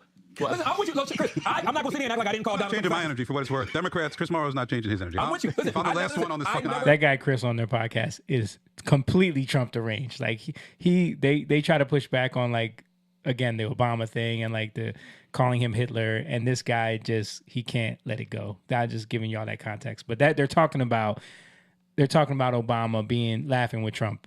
That's what this conversation for was what it's about. worth. Democrats, Chris Morrow's not changing his energy. I'm with you. Listen, If I'm the last one on this I fucking never called Donald Trump a fascist based off anything I heard from Democrats. I said that because the things I heard come out of Donald Trump's mouth, right? But guess what? I don't even know if I believe it anymore. And you Talk know, that shit! Only because of how they're acting. I'm like, well, goddamn, maybe it ain't that much of a threat. Exactly. You know what I'm saying? They lied to you. And by the way, that don't change my vote. I would still vote for the vice president. But it's just like... Y'all still believe he voted for Kamala Harris for president? Right. I fuck with Kamala. That's what I genuinely, but for reasons, right? I voted for the vice president. No, I voted for the vice president because number one, I do believe in her, but also that's my friend. That's the person I consider a friend. You're not gonna support your friend for president? Yo, you really think that Charlamagne voted for Kamala Harris for president? Absolutely, because back in 2000, Chuck is like, yeah, but anyway, so man. he said, I don't even believe it anymore. You know, all the rhetoric, I don't even believe it anymore. How about Stephen A. Smith? Stephen A. Smith is another one. Switched. And he's getting ripped. He's getting backlash. But he still voted for Kamala though. Yeah. I'm gonna vote for you because you a sister. Yeah. Yeah, So- but that's you're blindly voting for somebody. But again, because we got to give people the room to come out of that they've been in, where they've. Shaniqua put her ear. She's listening. Thanks, Jake. I didn't mean it in a bad No. way. She knows. We talked about this. Yeah. Listen, one thing I give her mad credit for, Shaniqua is. So Shaniqua, when to present things to her, in a way, and I honor this in her, where because Shaniqua was not Republican at all. Yeah. You know what I'm saying? why it And- seemed like he shifted even more. Oh. He did. He did. It's all right. It's all right. Let me get comfortable here. She's listening. We need to just. James needs his own camera. Where it Work follows on that. him. He's Guys, still can you shift, donate? though. Yeah. Can you He's still donate? shift. It'll be all the way in the Yeah. club. You just need a It's very got to follow long him. camera. We got to have one that tracks him wherever he goes. It'll be out there, in the other room. James sitting on the washing machine, guys. So I want. What I love about her immensely is that if it's presented to her and explained, she'll accept it. Yeah. You know, like when you explain, you're like, all right, well, and I'm not saying that I'm over here breaking down everything to her, Right. but I'm like, well, why is this? Or have you thought about this? And why do we see things that way? Because I've talked to, and for those of you who don't know, my wife is black. So when I talk about black culture, I'm black, but I'm from the Caribbean. Yeah. So I didn't grow up here in You America. ain't ADOS, bro.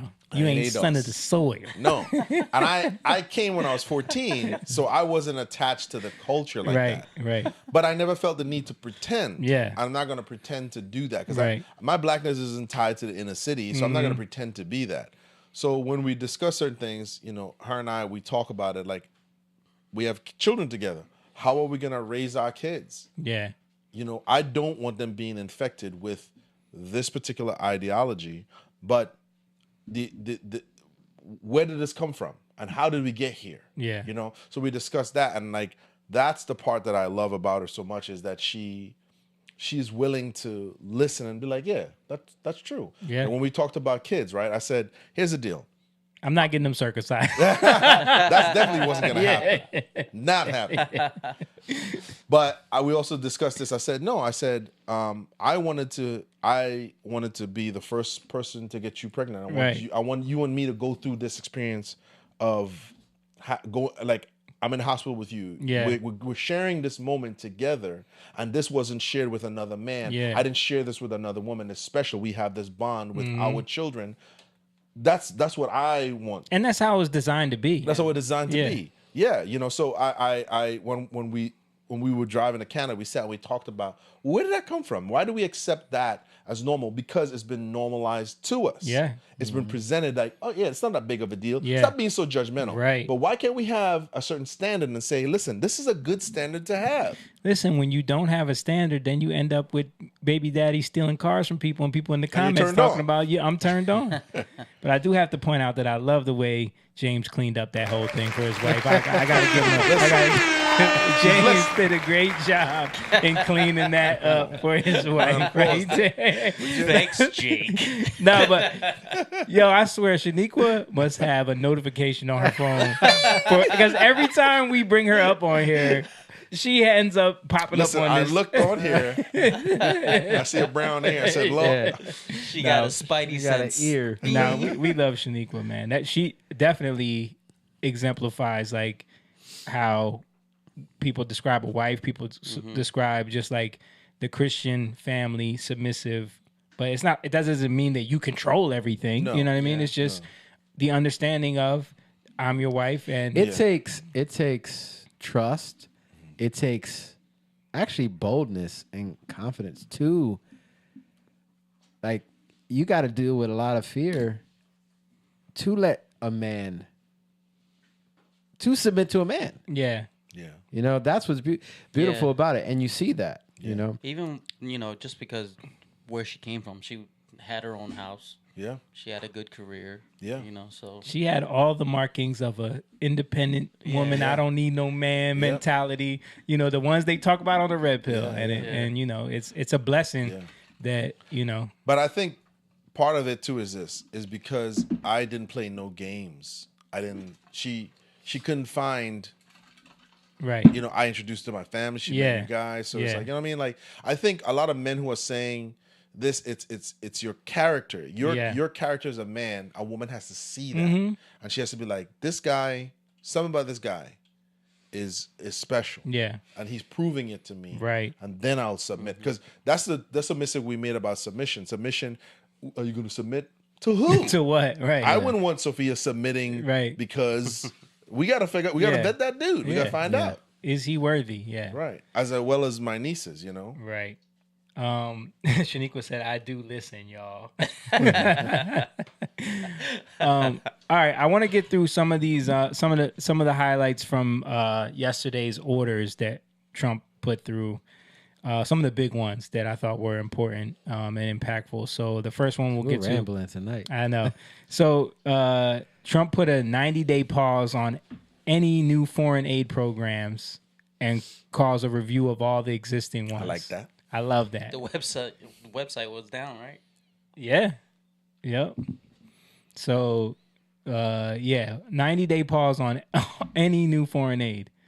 Like You should put Ron Paul over that. Yeah. He should, man. On the people reviewing the existing ones. Yeah. Yeah, and see if they're what's going on with this money. What are we Actually, doing let's this put for? Elon on that. Yeah. So that was a big one right there. Next one, Trump signs executive order forcing entitled, pampered federal employees to show up for work. So the people that were working remotely all these years, Yes. they have to show up now. Right. So that's an executive order. Pissed. They are pissed, and a lot of them are going to quit. And good. President Trump signed a huge executive order to withdraw from the World Health Organization. That was another one. Get up out of there. That's beautiful. He signed an executive order cutting federal funding to all cities that promote, support, and otherwise encourage LGBTQ activism. He ain't playing no games. He signed an executive order removing all capital gains tax on U.S.-based cryptocurrencies. Wow. That's huge. That's huge right Come there. on, Shib. That's huge. XRP. XRP, man. XRP. Then he said this right here.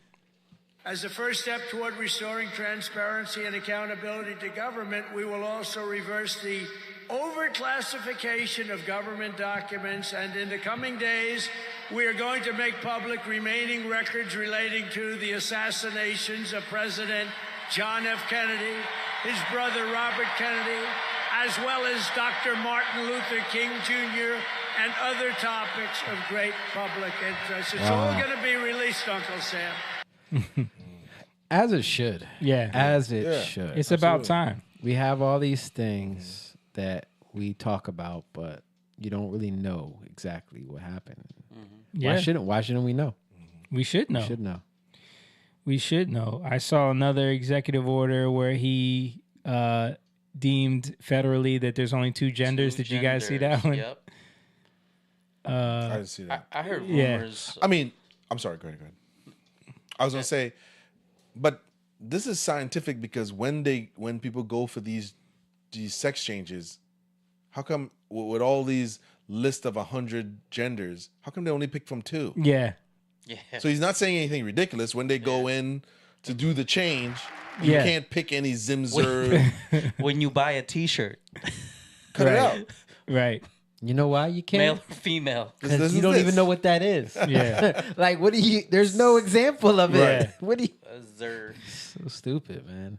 Yeah, this is the clip right here. Policy of the United States government that there are only 2 genders, male and female. They're raging right now. So he signed a whole executive order, signing that into federal policy. They will only recognize 2 genders.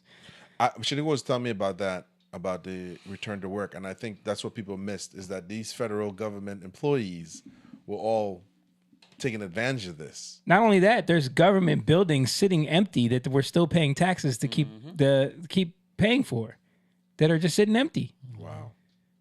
Like, it's a waste of money. Have you guys heard about this child support thing? I did. Yes. That's but what that one I don't know haven't if been it's a able to rumor. verify that. That sounds more rumor. I'm like, Leslie was telling me about. I saw a couple of videos. I'm like, I just don't know how that makes sense. Yeah. Yeah, it it's sounds good, though. what is it? I would.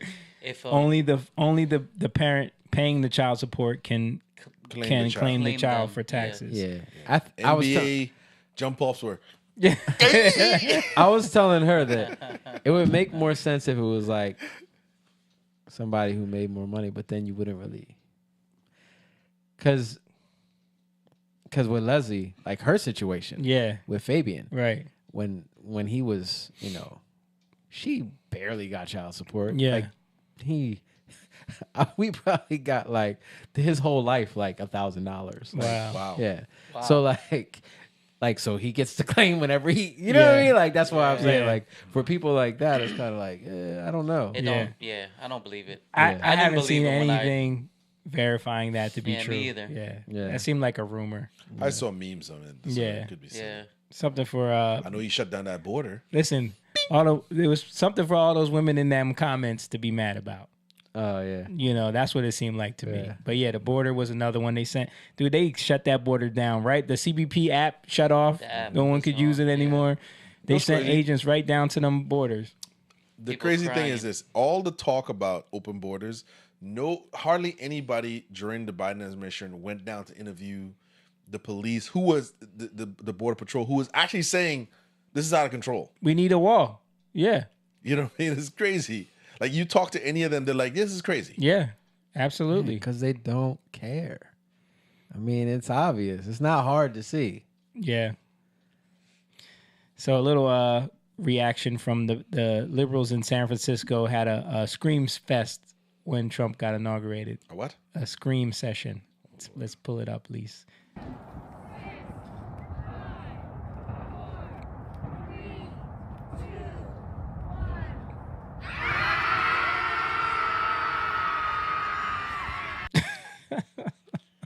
Bunch of whiny kids. Sounds like kids and women. Yeah. And then check out this meltdown Donald Trump reaction is on a CNN from this guy. This guy is the worst. I forget his name. Twice impeached convicted felon and insurrectionist who does not belong in the White House. And I will not normalize him. I don't have any respect for the people He's who do almost normalize crying. him. I know some people have a duty to do so. Joe Biden has to be there. Kamala Harris has to be there. Hakeem Jeffries has to be there. But anyone who doesn't have to be there, don't go. And I have no problem if you don't go. This is America. Donald Trump didn't even show up for Joe Biden's inauguration when he was supposed to be contributing to a peaceful transfer of power. When he was supposed to be contributing. Put on the record tonight, you don't have respect for 50+% of the I don't American have people. respect for. Yes, I don't have respect for the people who You support. won the popular vote. I don't care. I don't have respect for the people who put a twice impeached convicted felon insurrections into the White House. Okay, so you don't have Period. respect. This man is not just an ordinary person. Unlike the other 46 presidents in our country, this man is a twice impeached convicted felon who has been adjudicated for sexual assault. This guy is a guy who tried to overthrow the election in 2020. This is not a normal election, and we should not normalize this guy. If you have to show up, go. I don't have any problem if you choose to do so. But I do have a problem with the idea that Democrats want to continue to normalize something that... I think we found who was running Ashanti's fan page. There he is. Yeah. Yeah. Yeah. Like that is He is unhinged. Emotional damage right there. Oh my god. Emotional damage. Like it is. But that he's Stephen A. came for him on his show. Did he? Yeah, as he should. I haven't seen any Stephen A. reactions. How come all of a sudden oh no, that's not it. I haven't seen any of the Stephen A. reactions, but yeah. So then during the inauguration, Biden ended up pardoning his whole family and Anthony Fauci and Mark Milley and a bunch of other people that he said he was never going to pardon. So Fanny. And yeah, he Pardon didn't her. pardon that. And people were pointing that out. He didn't pardon Alvin Bragg. He didn't pardon Aunt Fanny. And the boyfriend. And the boyfriend. Like, he didn't pardon any of the black people that was. Crime bill 16. Let's really look at to see how many black people he He didn't. He didn't pardon any of them. But these were the people that were prosecuting Trump He made for them him. face them, yeah. Yeah. And he didn't pardon them. He said, y'all on your own. Peace out. But yeah. you ain't vote for me, then you ain't black. Yep. So Biden is pardoning the entire world, and of course, everyone made excuses for it. That guy. Let's look at Don Lemon's excuse for why it's not the same as when they speculated that Trump was going to pardon his kids. Remember, during the end of his first term, they were speculating he's going to pardon, and this is an overreach, and this is not what the pardon power is meant for. Something that he never even ended up doing. Like a guy who knew he was about to be prosecuted. Trump knew as soon as he left office they was going to come after him. He still didn't pardon himself. He never used the power to pardon. He could have pardoned himself. Yeah. He never did. Well, he knew they had nothing on him. Yep. He knew that. Yep. And maybe a little pride. I could beat this. Mm-hmm. And he did. But here's Don Lemon still trying to stay relevant. News for you. Remember, people were upset that Joe Biden pardoned his son, Hunter Biden. Well, President Biden pardons his family on last day in office. Why is he doing that? Is it unprecedented? Yeah, it is unusual, but it's also because of the unprecedented, unusual administration that we have coming in, and he cannot trust his family in the hands of Donald Trump's Justice Department. What do you think about it? Let me know in the chat. We don't think anything about it. We knew that was going to happen. Justice Department. They're so blind. The department that was. What about the department that was trying to prosecute Trump that whole time? You know, let's do a little flashback clip of all of these people talking about it. I don't want to call him him Lamont no more. That sounds too cool. Is that a thing? Preemptive blanket pardons? I mean, I haven't heard about this since like Monopoly with a get out of jail free card. Trump has discussed with advisors whether to grant preemptive pardons. What does that say? That he wants to excuse them for things before anybody's even saying there's an investigation. President Trump, as he winds down his last few weeks in office, is considering preemptive pardons. What a mess. More as we know. Source saying that some of the president's inner circle, well, they're telling him that it would be perfectly fine to pardon his family and other associates preemptively, even though they haven't been charged with any crimes. How much damage could be done to this country can he do to this country on his way out? Is that... This is them back during Trump. Oh, yeah. And now you see the same guy making an excuse for Biden, who actually did the thing that they claimed Trump was going to do and never did. Biden actually, and the pardon, again, goes all the way back to 2014 for Fauci as well. And so you're saying that he can't trust his family with Trump's DOJ. Why pardon Fauci then? What does Fauci have to do with that? He got a lot of blood in his hands. Yeah. Can't But trust these guys. To be fair, only one of them people have a job on that thing there. What's Yeah, that? What's that's that? true. What they say? Can't trust these. Can't trust these what? What? Can't trust these what? HOEs. Oh, yeah. Oh no. I'm saying it in terms of They whore themselves out. Yes. Listen, he ain't wrong. I'm saying it in terms he of ain't that. wrong. They I'm whore not- themselves because, That's all like James I'm just saying. said, none of them are none of them except for Rachel Maddow, right? No, Cooper. Anderson Cooper is the only one still with a job. Yeah, Yeah, Rachel Maddow was replaced. Right. Yeah, she was. I think they brought her back for a little bit, but she was replaced with that lady who went to Philly to interview the blacks. I don't- don't think it went well. Remember? Yeah, I You remember she went down remember, there? yeah. She was asking. She didn't go the route of Rachel though. Yeah. She wasn't as eccentric as Rachel. She Right. just kind of went into. I She don't was know doing how more these- interviews. I don't know how they have jobs for so long. Yeah. I know they're changing it because they said that they were making way too much money. They were for the making way ratings. too much The money. ratings weren't worth. They were what being they're- propped up. I Yes, think. yes. I think there's an old man by the name of George Soros that was helping them out. George Schmoros. Yeah, Smorge I know Cooper Moros. makes 20 million, but for what I don't Yeah. know. What are you making that for? Well, it Sounds all- like the CIA I think to me. when we did the debate. Yeah. The debate and the viewership was way down on legacy media, and Mhm. then social media. Yeah. And all of the podcasters were pulling in way more numbers Right. than them. And during the conventions During as convention, well. yes. So I don't have my phone, by the way, so I can't look at the comments. Yeah. Let's play a couple more little hypocritical clips. Of course, we got to get Joy Reid in there. Have you ever heard of somebody getting a preemptive pardon who was innocent of all crime? Who's just an innocent person? Have you ever heard of that? Just somebody getting a blanket pardon and they're an innocent person? But no, it's the president's own family. It's people that have been covering up for the president in addition to his own family. Is there an innocent explanation for someone to seek preemptive pardons for family members? Would you do that if you knew you were innocent and just worried about outside forces? The answer to that is going to be no. If you haven't done anything wrong, you sit there and go, what do you need a preemptive pardon for? If he pardons people preemptively, he's essentially telling the public that these people have committed crimes. And we may not be aware of what they are, but the pardon is clear evidence that crimes have been committed. I imagine if he decides to issue these preemptive pardons, it will be cast in a way that he's protecting his family and protecting their reputations from, villainous exterior forces that are against him. First off, we should just take a deep breath and acknowledge the audacity of a president who's so clearly concerned about his own criminal culpability and that of his family members that pardons are a major obsession with him. The idea of a kind of prospective pardon, this sort of permanent federal get-out-of-jail-free card, that seems to be what we're talking about in the case of this, right, with Giuliani and his three eldest children who, as far as we know, have not been convicted of a crime.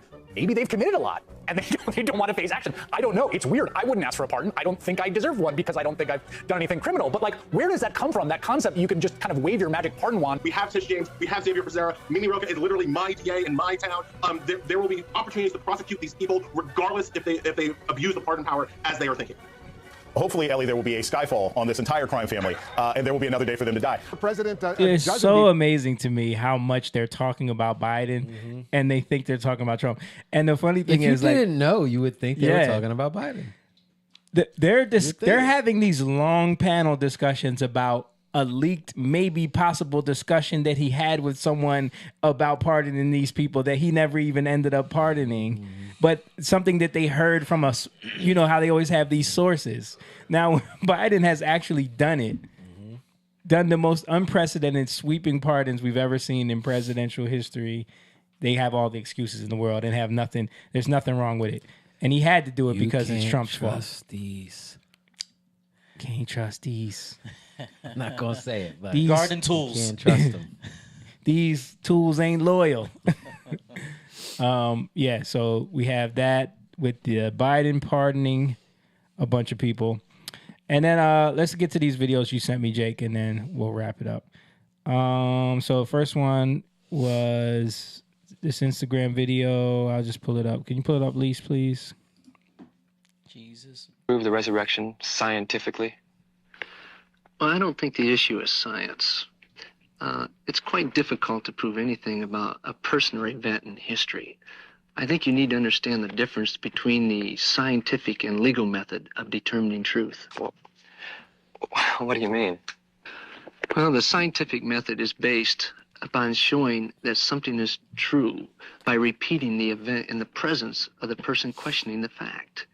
In other words, the truth of an hypothesis is tested by controlled experiments. Could you give me an example? I don't quite understand.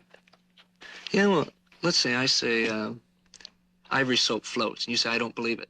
Well, I get you in the kitchen, in controlled situation, we get 8.5 inches of water in the sink, 82 degrees, and I start to repeat the event, just kind of, you know, plunk, plunk, plunk, and after 100 times, we come to the conclusion ivory soap floats. Now, if that was the only method, Tom, of determining what is or what happened, you couldn't prove that you went to your first hour class this morning. In fact, you couldn't even prove you went to the class where I was speaking, because it can't be repeated in a controlled situation. Yeah, that makes sense, I guess. See, there's also the other method, which is called the legal method. Now, the legal method is based upon testimony. In other words, the verdict is reached on the sufficiency of the evidence. Could you prove the resurrection? Okay, I see the argument he's making there. Like the scientific method and the legal method. Legal method is what we use in courts. Well, they bring science in sometimes if it's applicable, but that's as a testimony to the legal method. Right. So the legal method is witnesses. You gather evidence based off of witness testimony or other factors that can corroborate your story, right, or prove your story. Yeah. Which is what the Bible is. Yeah. You know. So a lot of and you even see this with like everything is about systems or methodologies, right? So when you think like we said this earlier, like methods are about like investigations, right? Yeah.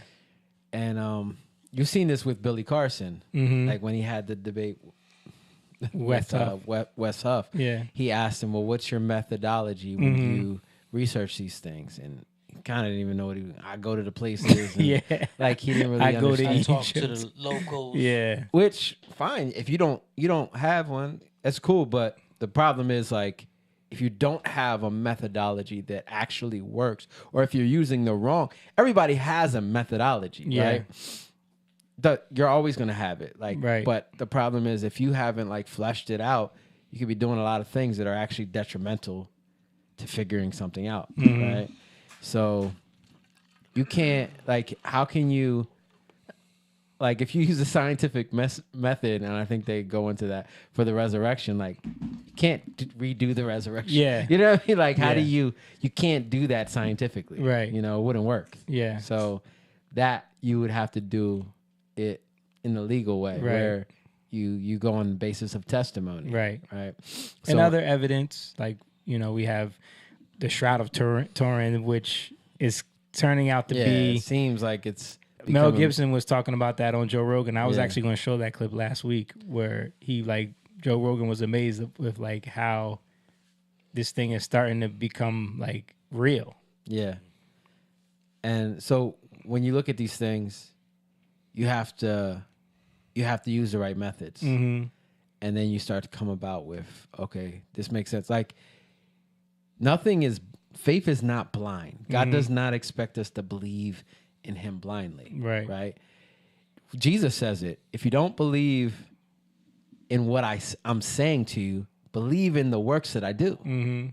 So it's always about where are you going to put your faith? Yeah. We don't put our faith like it's like what you were saying earlier. Like, why would we want our daughters to submit to men that we don't trust? Yeah. That we don't know their characters, Yep. that we don't, and that's part of the reason why you knew a family and you would have sometimes arranged marriages. Like, I know in Jewish times, they would have like a son would go to that family, the daughter would have to accept the son, right? Yeah. And they would make an agreement. But it was connected to I know who you are, I know your family. You know, I understand, what do you want? These are the things that we want. These are the things that we want to do. And you have to agree on those things. It's based off of knowledge. Right. You know, that you can prove, that you can back up, right? It comes from somewhere. Mhm. In today's day and age, like we are just going off of a whim and a feeling. And then we're like, oh, I just don't believe that. That's what spiritual. That's when what people say I'm spiritual. Yeah. But people literally just say, I just don't believe that. right. And I'm like, there's been people that said that to me. I'm like, what do you mean you just don't believe Right. it? Like, what does that even mean? What are you basing Like, that no, off of? I just don't believe it. You can't just say you just don't believe something. Right. You have to base it off of something, or else it's just like it's in the wind. Right. You know? So when we start to understand these things more, I think we start to nail down and ground ourselves. Right. In, okay, this is what I'm going with. This is why I believe this. Right. This is, instead of just like, oh no, I believe in Jesus. Well, why? Oh, because it seems to be real. I had this experience. But see, that's the thing. Like someone can then rationalize to themselves, well, then I just don't believe that. Because you just believe it. You know what I mean? You just believe it for no reason, so I can just not believe it for no reason. Yeah, and that would be dumb too. But that's what I'm saying. Right? So people can justify that rationale in their mind when you say, like, well, how can you just say I don't believe that? The same. I've heard Christians say I believe in Jesus for no reason. Like, what reason do they have? You know what I mean? So that's what I'm saying. Like, that's where that rationale can come from someone. Right, Yeah. right. But neither of them are wise. Yeah, both of them are whimsical. Yeah. You know what I mean? Yep. They're not grounded in anything. Like, well, I don't have to believe that because you... It's like saying, I don't have to believe in Jesus because the church, these people don't really believe in God because look at how they're acting in church. Like, that doesn't change what Jesus did. Right. Because other people are... You know what I mean? It's the same thing. And I think we've used this measure for way too long. I agree. And we haven't held each other accountable in this way, where we just measure people by, well, you're not doing this. You're a hypocrite. So therefore, all of it's wrong. Everything you say Everything. is wrong. Yeah. But again, that's rap, right? Oh, you played at Donald Trump's inauguration. Now I'm not your fan anymore. Right. That's the same. Yeah. You voted for him. I'm not your friend. No hugs. Let's play this. Let's show this last thing you sent me. This, I guess, is about the wildfires. Yeah, and I'm not too sure about this. Okay. It just seemed a little... We'll just show funny. it because it's interesting. So pull this up, Lise, for me, please. So this is a map of, I guess the top is where the fires burned. Yeah. So apparently, people are saying, coincidental, right? This is where all the fires burn on the top half. And the bottom half is where they're planning on doing this railway system. Very interesting. Yeah. We did say Gavin Newsom has a blue roof on his new mansion. Does he really though? Yeah, he does. Oh, buddy. Yep. And who puts a blue roof on their house? Yeah. All right. One more thing, guys. I want to hit y'all with this. This was interesting. I saw this earlier and I was like, yo, I did not know this. This is like Edward. I don't know if you guys may be aware of this, but this is like Edward Bernays about to open up level a whole can of worms. Manipulation. The reason why we do what we do and we don't realize why we do it. Okay. Coca-Cola was doing the math on its sales.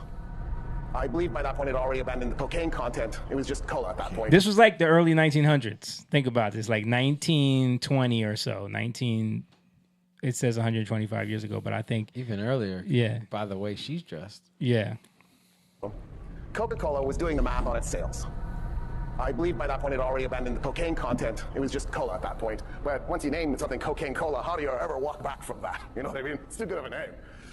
So they noticed something. People bought Coca-Cola in the summer.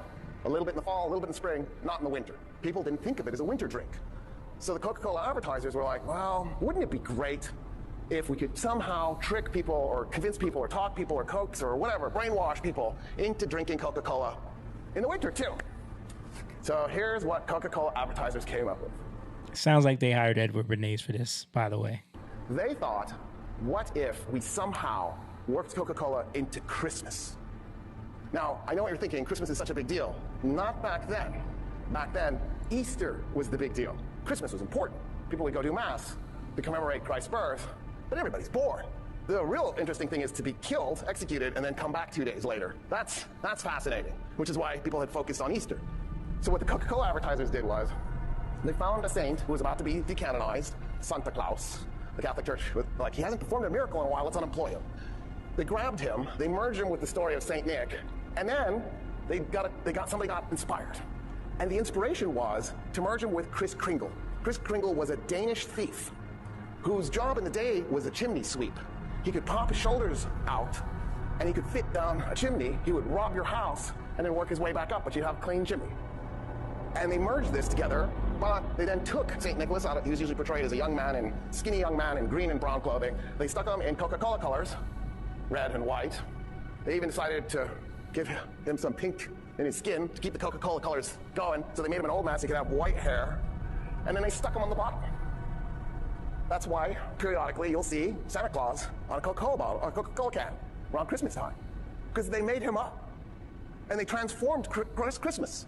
So instead of Christmas being an important event, but not an especially emotional event, an especially involved event, necessarily, I mean, there were nice traditions around it, stockings and maybe a Christmas tree, they turned it into this thing where all of a sudden this mythical being who drinks a lot of Coca-Cola is bringing you presents. I guess that's how he stays up so late, because think about how many hours it would take to bring presents to everybody. And in the process now, the average Christian in the United States at least thinks Christmas is the important Christian holiday. And it's forced other religions to think about what holiday they could promote during that time period, like Hanukkah. Hanukkah was never especially important. I mean, it's important, but not like, you wouldn't evolve like a whole bunch of time and energy and effort on it, but then, right, if you're Jewish and you're like looking at your kids going, we wish we had a Christmas tree, you need something to compete with this. And the next thing you know, there's a Kwanzaa, because a Coca-Cola advertiser's trying to get you to drink more Coca-Cola. They've changed our religion, they've changed our culture, they changed us economically. So you can imagine what happens when you have a government deliberately thinking about these things. Wow. Wow. Bruh. Makes sense. When did this happen? In like the 50s? No, dude, no. Like in the early 1900s. I mean, those pictures are old. The early 1900s. They invented the whole idea of Santa Claus. Mm-hmm. It's been with us so long now that we think it's this old folklore. 100 years old is not that long. And they probably had to keep adding on to the story. Yeah. So that's where you get the North Pole and elves and all these things. Like the cartoon. music. Yeah. You don't think Coca-Cola could have funded the people that wrote the songs about Santa Claus? Yeah. I mean, I know it works because I grew up in the Caribbean and this made no sense to me. Right. Because we didn't have chimneys or Yeah. snow. But you had Coca-Cola. We did have that. And it was always summer there. You didn't need to have you didn't need to have the wintertime Coca-Cola. Yeah. Yeah. Yo, that's crazy. Can we do one more? Okay. I sent you a video. But what do y'all think about that though? Do y'all think that that's true? I mean, of course. I The mean, Santa listen. Claus character is Probably, only exists because of Coca-Cola. Marketing, man. And that Christmas as a holiday, That's true. being what it is, like in this country especially, is mainly because of Coca-Cola. Yes, because there Advertising. was actually, like you said, there were actually people named Saint Nick, right? Yeah. Saint Nick, what was the other Santa Claus? Yeah. And then That's German. and then the folk character was Kris Kringle. Yeah. 1947 was a miracle on 34th Street. So Yeah. figure that Santa Claus was already a thing. Yeah. by then, Right. So, And we just watched that. We just watched the newer version, the one from the 90s. Oh, and we both said it, me and Lacey said it was meh. Yeah.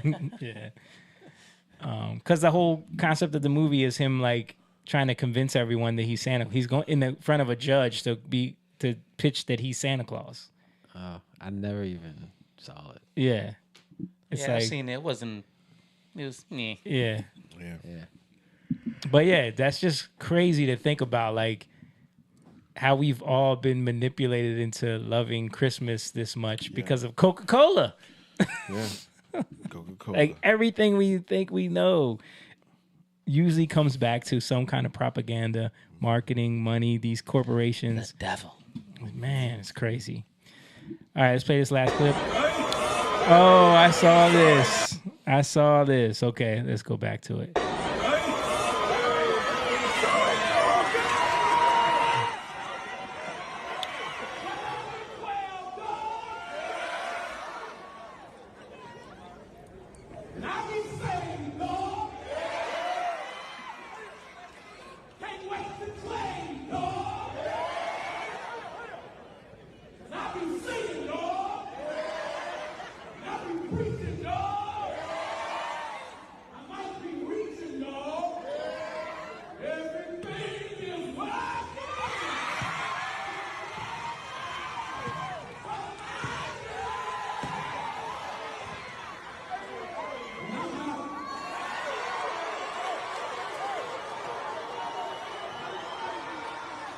Yet another pastor pledging himself to a Greek fraternity. Who's this one?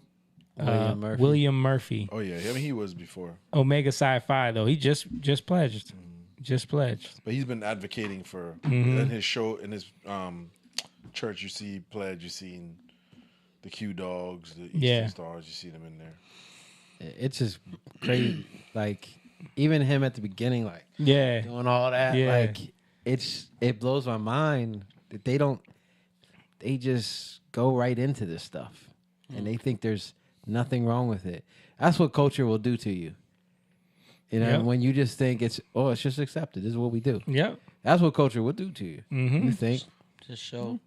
There's nothing wrong with being a pastor and being a part of a fraternity. But Like, is that's it what you think. interesting that the dog thing? Mm-hmm. Because you kept hearing how he said dog, Yeah. dog, dog, and then I was watching something with what's his name? Dude, I'm so bad with names. The guy who's Steve Harvey. Yeah. He's part of that. Yeah. And Yeah, that's I was their watching nickname, him the dancing. Q Dogs, right? Yeah, so they were, you know that song, the dog and dog, that LA song. Oh yeah. Nothing but the funk dog, song, man. yeah, Parliament funk, Yeah, nothing but the dog and me. Yeah. And then we were talking about it at church, like DMX, you know. yeah. Snoop Dogg. Yeah, but just seeing that, like that was their song. They were dancing to that song, like doing Bow wow wow yippee yo yep, yippee yay. yeah, doing that whatever their dance is, right? And that just hit me like, the dog. Yep. You know, what is going on with this stuff?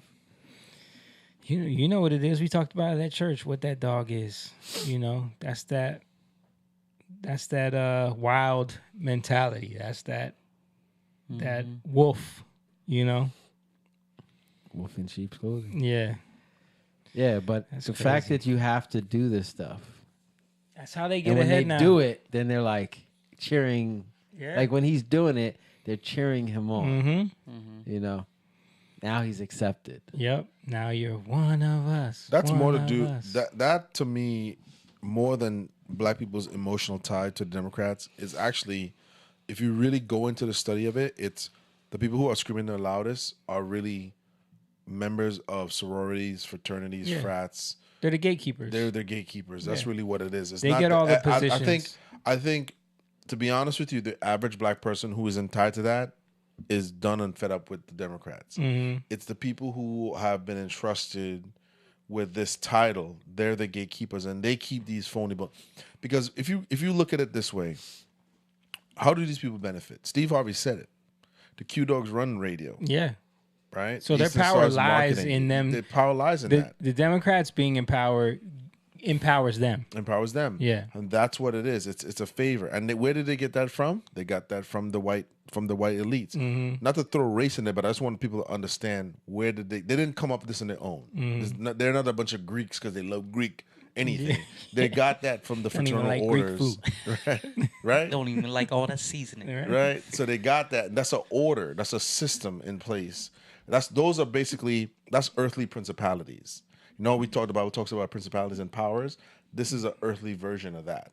And why they're so mad. Creating, kind of mimicking their own thing. Right. Sort of like Kwanzaa. Yeah. That was just created. Yeah, and really what we're seeing here is this. They're mad because they're going to lose that power of influence. Because had they got in, that's part of the promise. You're going to be the mayor. You're going to be the police chief. You're going to be the head of this. You're going to be this. So there was supposed to be gifting for their loyalty towards them to run these programs, and that didn't happen.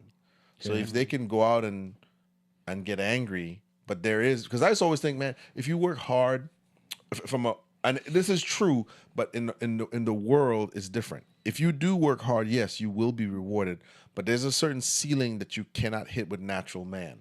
God will bless you, but it wouldn't be in the material sense. But there's a certain ceiling you will hit with natural man because you haven't been vetted by them, and but that's just not with black people. That's with the towns, the police chiefs, the captains. They don't just let you get in there until they find out you are part of that club. Mhm. That's what that is. And I think most of the people who are getting upset, like the stuff that Jamie thing, are people who are upset that they didn't get the chance that they're going to get to gatekeep themselves. Yep.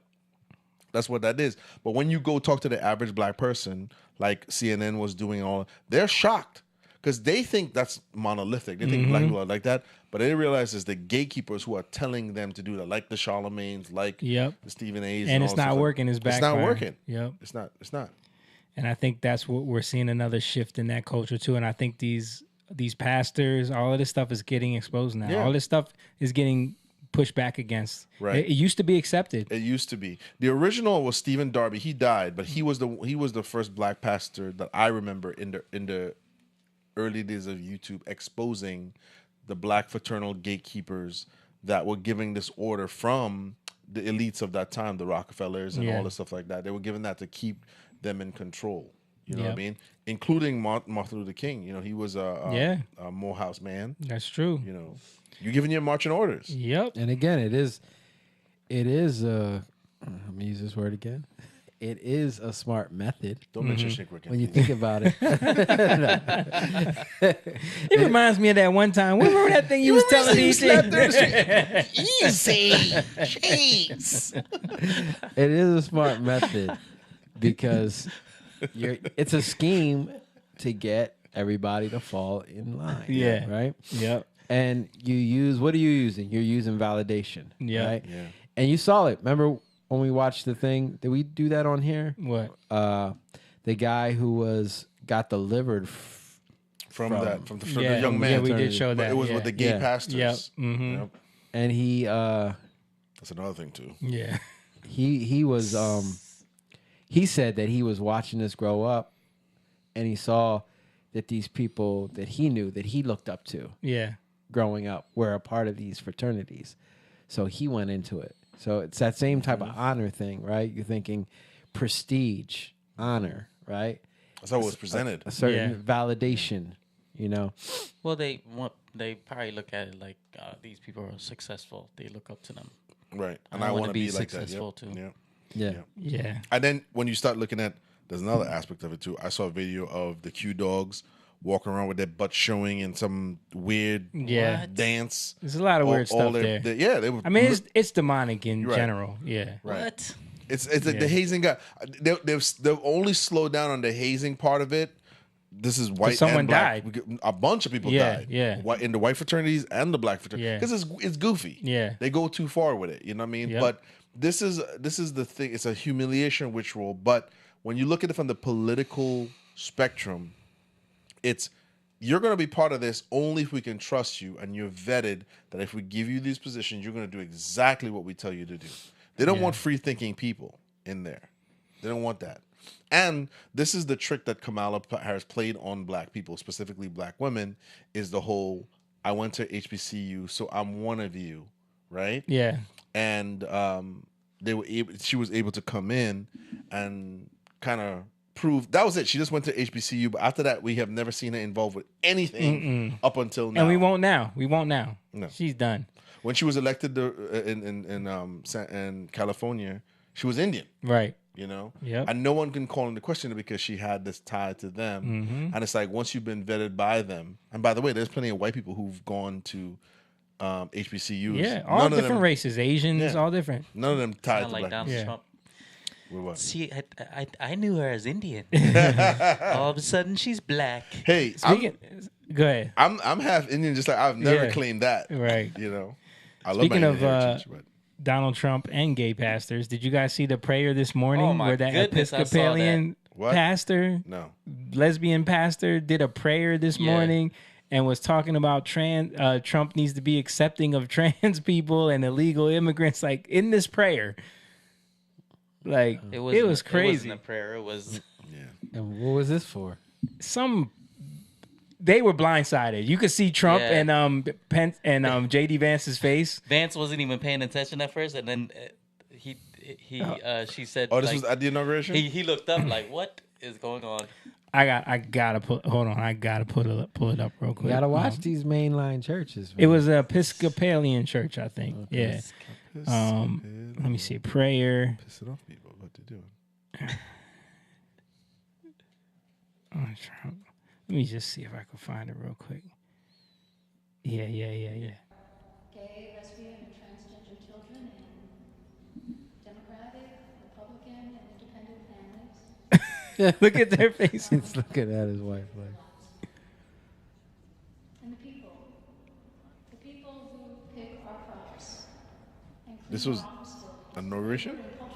This was this morning, so it was the next day. They did like some morning breakfast thing, and then they did like a prayer at this church. And no one vetted her? I guess not, because she went on about the people that pick our crops. Did you hear that? Yeah. The people who pick our crops and clean our office buildings, who labor in poultry farms and meatpacking plants, who wash the dishes after we eat in restaurants and work the night shifts in hospitals, they may not be citizens. Trump's like... Look at their faces. Like, they're like, he's going to kill somebody for... The vast majority of immigrants are not criminals. How do people think this is a flex? This reminds me of when Kelly Osbourne was on The View. Yeah. And she was talking Who's to gonna Rosie clean our Perez. toilets? She was talking to Rosie Perez. Yeah. She's like, and if we get rid of them, Yeah. who's going to clean our toilets? Take a look. This is what she looks like. You told the nation yesterday you have felt the providential hand Who didn't see this? Yeah. of a loving God. First of all, why is she even up there?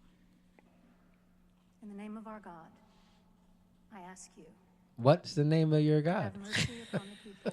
The transgender God. Have mercy upon the people that are scared now. There are gay, lesbian, and transgender children in Democratic, Republican, and independent families. Some who fear for their lives. Fear for their lives, bro. Stop This it. is the national the prayer gays voted service for Trump. at the Washington National Cathedral. Listen, they could fear for their lives, but that doesn't mean it's true. Yeah, it's an irrational fear. But just the fact that, like, yo, this was the prayer. Yeah. She said, have mercy on the people. Because she tried to equate the fact that in his speech he said, you know, God have mercy on me, and he kept me alive to make America great again. So she's flipping that on like, no, well, now you need to. Let me throw this on you guys here a little bit. I would say this. These kind of people, I don't think they love or care about anything. I think she's going to be riding high off of this moment. And I was the one who got, listen, this is grandstanding at its best. You think she actually cares about anybody? No. She's going to be like, bestseller book. I'm the one had to tell Trump. The Episcopalian I had priestess. to bring the word of God to his face. Who said it? Yeah. And she'll be riding high for the next... She's going to be on CNN all week. She didn't bring the word of God to his face because her God, the God she was talking about. She brought her words. Yeah, right. From God. Every time I see this stuff, it always says, this is the moment for them to shine. Yeah. Look what this is stored. Yeah. Look what I can do. Yep. That's it. That's for the. She knows for the next few weeks, people are gonna flood that church to be like, yeah. But told him. again, it's what's the motivation? It's not. Yeah, it's from a horrible place. Mark my words. There's a book coming. The woman who spoke up to Trump to his face. Yeah. Tough. Resilient. It took a LGBTQ woman to tell Trump about himself. Joy Reid petting her head while she tells us, tell me about it. And I told him, you see me, I did. Shout out to Amber on YouTube who said, did you guys hear about Doge getting sued? Yeah, of course they're going to bring lawsuits. Everyone's going to try to stop everything Trump is doing right now. But the lawsuits were basically saying that you can't set up a federal like committee or whatever without it being approved by Congress first. So we'll see how that all plays out. Of course, they're going to try to sue Trump at every turn, everything he does. Theris said, this was a great show tonight. Thanks, Theris. And then she said, that's not a new thing. There's an episode on The Fresh Prince where they have a fraternity pastor that was pledging as well. Yeah. She said he crossed over. All right, guys. Thank you guys for watching. We're going to wrap it up there. Thank you. Appreciate everybody for tuning in this evening, checking out the episode. Make sure you guys hit that like button and share the video on your way out for us, please. And also don't forget that we have a show coming up on Saturday, January 25th. The release of our album, The Art of Breaking Through Shadows, will be that night. Come through, get a free album. Got my tickets. Yeah, man. Lisi's going too. So nice. Yeah, we're excited to show everybody the album and make sure you guys support. Get on over there. Get your tickets early because the tables are almost gone. And other than that, get the merch on the website, jatan.com/shop. And don't forget patreon.com/youngliontv. Hop on over there, support these conversations so we can grow this community. And shout out to our community. We love you guys, and we'll see you guys next week. Peace. Lion, go live, yeah. Young lion, you rich, yeah. This kingdom has room, yeah. Go and fight people in.